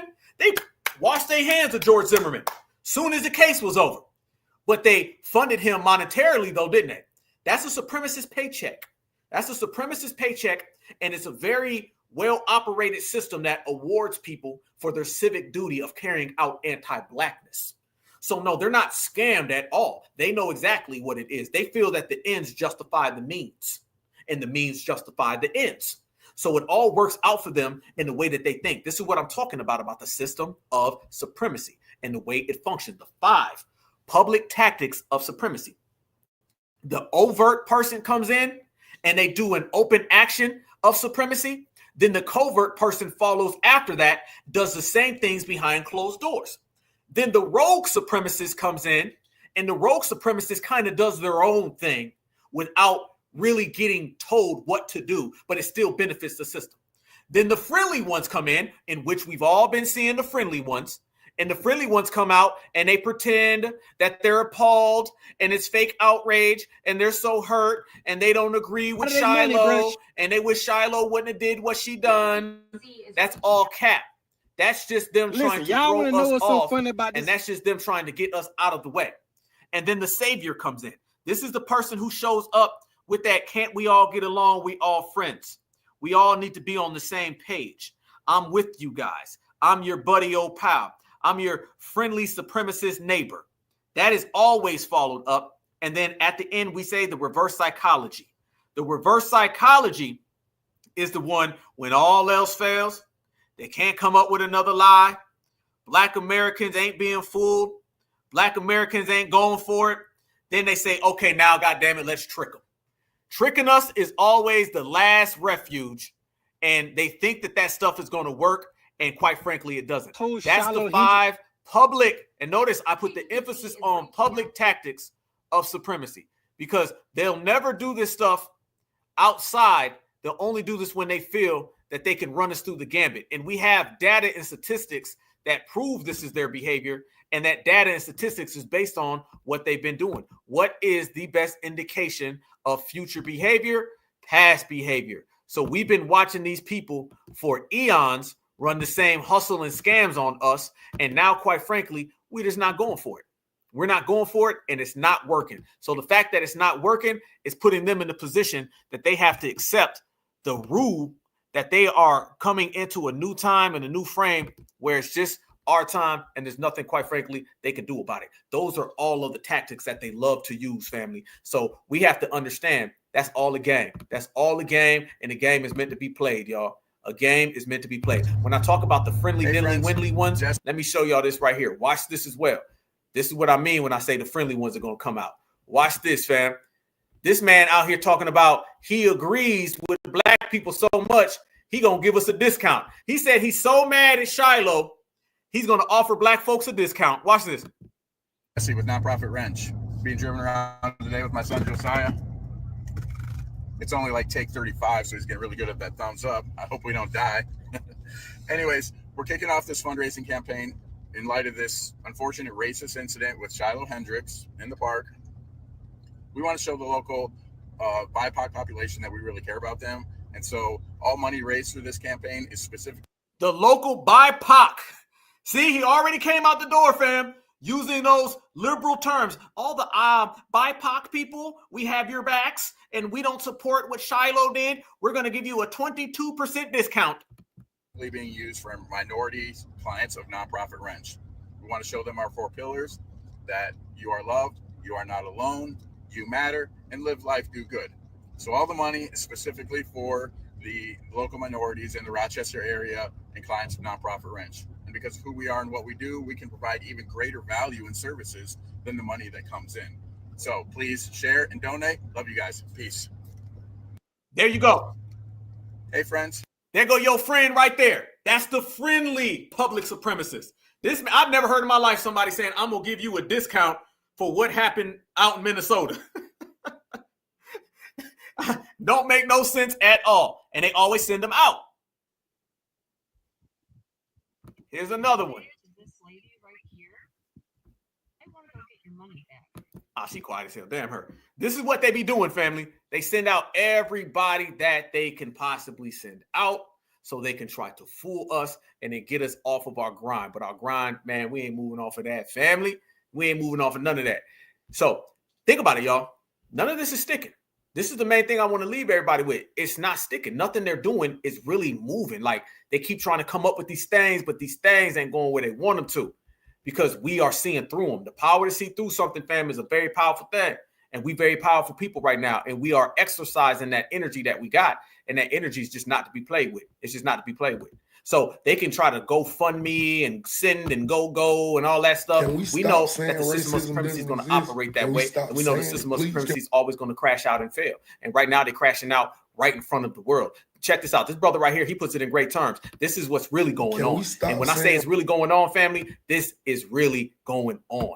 Racism doesn't exist. Can we stop saying it, please? Can we stop? So Shiloh Hendricks can raise $500,000 for calling a 5-year-old autistic black boy the N-word, but we can't support Carmelo Anthony. We can't support Carmelo Anthony, though. She was literally in her feelings and called a 5-year-old autistic black boy the N-word now, and she raised over $500,000. You see, I peeped the cover up. Bruh. Every time a certain demographic do some grimy stuff, you know what they do? They support them through GoFundMe. Notice how this brother putting all of the pieces together. The dots are easy to connect. Ain't nothing complex about this. The brother straight up saying, nope, I see what you doing. I know the play. Nice try. Ain't gonna work. We standing on business. They support them through GoFundMe. A certain demographic don't stick up for what's right. They stick up for them. It don't matter. They come together, right, wrong, it don't matter. And right, wrong, it don't matter. They stick up for each other. So damn the friendly, damn the ally, damn the buddy supremacists, all on the same page, all trying to trick you, but we can't be tricked. You see it, I see it, this brother see it. So now what? Foundational Black Americans are watching everything, and we exposing it live for the world to see. And I feel like we should do the same. It don't matter what they say, because they do it every day, all day. So you can get paid $500,000 just by calling a black person the N-word and asking for money for it. Yeah. Can we stop saying racism doesn't? There you go, brother. That's what I'm talking about. That's what I'm saying. They can't stop us, y'all. They can't stop us because we are far too thorough. There's nothing that they're doing that's working. There's nothing that they're saying that is sticking. People are desperate right now. Everybody's desperate. This is all about trying to fool us, okay? The name of the game is to fool foundational Black Americans and maintaining supremacy, whether that is the supremacist or the supremacist puppet or mascot. Think about their puppets and mascots, the Boule. They're stuck. They're desperate. They can't get anything to go. Think about all their other mascots and puppets, all of the tethers. They're stuck. They can't get nothing to go. The system of supremacy itself can't get nothing to work. You know, when foundational Black Americans certifies, when we regulate and we make it clear that it's only going to be our way and we can't be dictated to, it's on and popping. And right now, fam, it's on and popping. The world belongs to us. Truly, the world belongs to us, family. This situation is further letting the world know how on code we are. We're only having these discussions based on us being on code. If you wanted to know what it was like when we weren't on game and how we were treated, go back 10 years ago, even further, go back 20 years ago. You got a whole goddamn encyclopedia on why Black folks were down bad. That's because Black folks were off code. If you down bad, you off code. If you off code, you down bad. Why we up right now? Because we on point with it. When you on code and on point, fam, everything changes. And everything is changing right now based on that simple fact. It ain't even that deep. The system of supremacy is failing because FBA is making it clear. We the ones doing the G-checking, not you. We the ones doing the dictating, not you. See, the time where the person who's the dictator can no longer dictate to us, that throws a wrench in the game that sends everything haywire. Everything is haywire right now because the old ways aren't working and they never fathom coming up with a new way. So this is why you see them going all over the goddamn place. They walking around here twisted and tangled up, and FBA the ones who tied them in the knot. They're trying to run up on our certified foundational Black American brethren. They ain't going for it. They're trying to run up on our certified foundational Black American children. Ain't going for it. This is what it is. So we're doing all of the G-checking and we're the ones pushing that line. We pushing the line good too, fam. We out here standing on code and on business. We getting together. We're helping each other out. We're assisting each other. We getting our tool game up. We getting our defense game up. We strong with it. We flexing our might. Our power is undeniable. So in every aspect of society, we minding our own business, standing on our own too, and standing on your own too. You always good. Remember, fam, remember, trust always. Trust your own too. That's your 2 eyes, your 2 hands, your 2 feet, family. If you standing on that right there and you trusting your own too, you always good. You always good. Can't nobody take that away from you, fam. It's a beautiful thing when FBA is doing what FBA does, but what makes it even better, y'all, is that we're doing it together. When you're doing it together, man, the world's upside down. So they're going to continue this summer, fam. They mad. They're mad because all of this is them trying to get revenge on FBA. All of this is them trying to get revenge. We're not supposed to donate. We're not supposed to get our money up. You want to talk about group economics? Fam, how much more group economics do you have than going out there and funding our brother on GoFundMe? Look at all the different faces we done seen from these people, y'all. We seen the ha. We going to fund our own. They harm one of your children. We going to make them a millionaire. And now we're seeing, why are y'all doing this? Let's go there. Hold up. Let me talk about you. Let me go ahead and go there, family. What you know good, let you know. We done seen all types of different faces from these people. We seen the ha. We harmed your kid. We gonna make you a millionaire. Black folks, what you gonna do about it? Smiling. Now you're seeing the damn black folks, can you stop? Why y'all gotta keep winning? Why y'all black folks got us against the ropes? How come y'all supporting your own? How come you guys are building? You see how quick it changed, right? We seen them laughing in our faces. Now we see them frowning in our faces. We seen them thinking it was a joke in the game. Now we see these people frustrated and broke down. You've never seen the dominant society so frustrated and so bothered. And we're unaffected. We're unaffected. We are undeniable. And clearly right now, we untouchable. That's the thing that's going across the board. Look at this right here, fam. You don't believe me? Check this out. Check this out. You mean to tell me that these people think that they are running the game when you're seeing police officers getting tickets and they can't talk their way out of it? Watch this sister throw out this damn ticket and telling the police, you're going to have to deal with it. Watch this. What are you doing? I'm giving you a ticket. For what? For one, you're parked illegally, and 2, your lights aren't on. You can clearly see I'm a police officer. I'm here on official police business. What does that mean? Because I'm on police business. I can park wherever I want. No, you're parked illegally. You don't have your lights on. How are you at a call? Your lights aren't on. They don't always need to be on. When did that happen? Why would my lights need to be on? Because you said you were at a call. You were on a official call. Police business. No, Don't you put words just in my mouth. no. You said you got a call. I said I was on official police business. Oh, what does that mean? Exactly what I said. Official police business. Okay, sir. Just let me do my job, okay? You're not giving me a ticket. Yes, I am. You're not. You can't do. I'm clearly a police officer. We're on the same side. You're parked illegally. Damn! You want to talk about make it plain?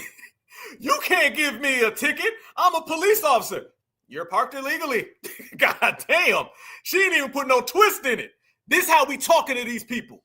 Straight to the point, absolutes. Clearly a police officer. We're on the same side. You're parked illegally. Damn. That does not give you a right, because you're a police officer, to park illegally. Ma'am, I was on official police business. I understand what you're saying, but you are parked illegally. Your lights aren't on. When you're at official police business, your lights are supposed to be on. Look, I get this little power trip you're on. I don't know what you went through I'm or just what doing my got job. you here. Now that you have this little bit of power, you think you can exercise it on it. But I promise you're exercising it on the wrong person. I'm just doing my job. You're not. Oh, look at him. Now he's trying to hurl little insults. I know you're on a power trip. I know DEI got you this job. I know that you're just trying to get one up on me. She said, I'm just doing my job. Same way the brother earlier was laughing. Same way we've been laughing, dropping them receipts. Same way all sisters laughing. FBA winning in style, y'all. Doing your job. If you were doing your job, you would have left the police car alone. Clearly, I'm a police officer. Clearly, this is a police car. You have no reason to be issuing me a ticket. Okay. Damn, no words. She said, okay, back at it. You're getting a ticket. Anything else I can do for you? Oh, there's a lot that's going to transpire from this, I promise. Okay, sir. Have a nice Call over the radio. Suspect impersonating a parking enforcement officer. Sound familiar? No, you didn't. What have you really been up to? I'm working. Working. Is this a Like weapon? you're doing. You see this? Is this a weapon? I like your precious computer now. Okay, was that necessary? Absolutely. Impersonating a law enforcement officer is a big problem in my book. Ridiculous. Do not touch that. What are you gonna do? You have any more weapons on you? Here come that same aggression that we seen Brussels sprouts Bob earlier trying to do. Same thing that Shiloh Fentanyl was doing. Now here comes I can't fool you, I can't twist you, I can't tangle you, you're too smart, too witty, too calm. Now I'm going to get aggressive. When the dominant society got to get aggressive, they losing. And when they get aggressive and still lose, FBA showing out. No, I don't. Where are you coming from? What's really going on with you? I'm working. I'm a parking meter. What were you doing? Writing tickets. You know because you got one. You've got one more chance to tell me the truth. Damn. You have any more weapons on you? No, I don't. Where are you coming from? What's really going on with you? I'm working. I'm a parking meter. What were you doing? Writing tickets. You know because you got one. You've got one more tickets. You know because you got one. You've got one more chance to tell me the truth. Can't you see all the tickets? This is a fake machine as far as I'm concerned. And you're a fake enforcement. Whatever. What do you want? I want to know what you're up to. I'm get in trouble for you breaking my machine. Now you want to come and harass me because you're mad. I'm not harassing you at all. I'm doing my job. Like I said, I'm a police officer when we first met. I got a call over the radio for someone impersonating. No, you're here because you're mad. You got a ticket from me. Woo! No, you're here because you're mad that you got a ticket from me. Didn't Black Alpha just say they here and they mad because FBA's winning? So from all of us in certified Black society all the way down to this sister, we G-checking them, we wrecking them, we laughing, and they mad. You're here because you're mad. You got a ticket from me. There it is. There we go. Foundational Black Americans out here just to let you know. That's what I'm talking about. So we win it. Yes, indeed. It's ours. Guaranteed. They know right now the type of energy that we have cannot be touched. They can come up with any lie, 5, 6, 7, 12 different steps and tactics of supremacy. 5, 6, 7, 12, all gonna goddamn fall and crash out in the meantime. And when you're laughing at them, when you're rolling on them, and when you're exposing them, man, that's a beautiful day. And if you look around, family, it's a goddamn beautiful day because FBA is all the way up. And I'm seeing brothers and sisters out there in all acts of life, in all areas of this beautiful world, and we standing on business. See, standing on business means everywhere you go. Standing on business means everywhere you're at. So you're seeing brothers and sisters standing on business at the job, at the school, when they training, when they walking, when they enjoying themselves. Fam, we out here line dancing. We don't give a damn about none of them. Look right now across the spectrum. When you go outside tomorrow, when you touch grass tomorrow, I want you to look at their faces and then look at ours. I want you to see who's in distress and who's not stressed. I want you to see who's in distress and who's blessed. I want you to see those who are crashing out versus those who are balling out. It's showing in everybody's face. The social world right now, the political world right now is all in FBA fingerprints. And I've been saying that the future was going to be written in FBA handwriting and FBA fingerprints were going to be everywhere. And it is. Prediction done came true. So imagine tomorrow and the next day and the next day, everywhere you go, look at the bop in our step and watch how everybody else dragging ass and dragging their feet and still ain't going nowhere. So you can stay wherever you are. You can say whatever you want, but we're going to always ride for our brothers and sisters. The energy that we got right now is powerful. It's a very pivotal time. And we're doing the right exact things at the right exact moment. We bless. You're absolutely correct. And it's one thing to do what's right. It's another thing to do what's right at the right time. See, everything is coming to. Everything is syncing up. Everything is in alignment. There's been a paradigm shift in our favor. And it's simply because we changed the way we move, we changed our attitude, we changed our perspective. And it's very, very strong out here, fam. It's very, very strong. You see our kids on code. You see our brothers and sisters on code, the family units on code. Everything operates functionally when we got that right mind state, and our mind state is regulating. So everywhere we are, everything we doing is straight success, straight energetic, and it's straight take no, you know what. And when you take no, you know what, then everybody, you know what, they hit a goddamn U-turn. And if they've been seeing us, they've been hitting a hell of a lot of U-turns going the other direction, because you don't want no smoke with foundational Black Americans, because if you want it, family, then we going to fire up the damn grill. That's how it is. So I'm loving everything that we got going. And we're going to monitor this situation. We're going to monitor all situations, and we're going to always get behind FBA. Y'all want to get on y'all code? We going to get on our code. And let me tell the world one thing. I guarantee you, Black Alpha, this is my guarantee. Our code go way goddamn further than yours. Your FUs, our FUs go way further than yours, and our knockouts go way quicker than yours. We ain't even getting past the first round, family. One shot, done. There it is. All right, y'all. It's been another hell of a great episode of Sunday Pop Out. Can't leave rap alone. The game needs me. Sometimes you got to pop out and show ops, fam. And I love putting on the show, man. I'm just a showman, fam. And it's all gravy. I need y'all to see me back again on Tuesday. We're going to do something major. Something major's lined up, fam. But we're going to keep it coming, y'all. Y'all going to see me on Sundays. Y'all going to see me on Fridays. Clearly FBA, Foundational Black American, Black Alpha Tuesdays. We're going to drop every day of the week. We're going to keep it coming. This summer going to be hot. We the hottest voice of the streets. We represent the concrete. Black Alpha #1 activist. Black Alpha Certified Black Society, the #1 channel. We are the hardest, strongest movement in Black American empowerment. And we represent all the ancestors on our shoulders. And we showing them out to be very, very proud. And when I say we, I mean all of y'all. I mean us. All the records we break, all the numbers we have, and we're moving to 23,000, you guys. 23,000. Who would have thought it, right? So the 23,000 is here. Hell, we thought it. We knew it. The 23,000 is coming, and we're going to push on further, and we're going to keep holding it down the right way, the proper way, our way, all day. Certified salute, you guys. Y'all stay good. Y'all stay safe. Y'all stay vigilant. It has been another beautiful episode. We're going to break it down, and every time we come around, family, we're going to hold the crown. This is Foundational Black America. This is Certified Black Society. I am Black Alpha Network. You are my FBA cousins. And when we show up, fam, we always win. And we win based on this one fact, y'all. And this one fact will always remain. It will remain here longer than all of us. And that is that Black is beautiful. And beautiful is always Black. Yes, indeed. Free human.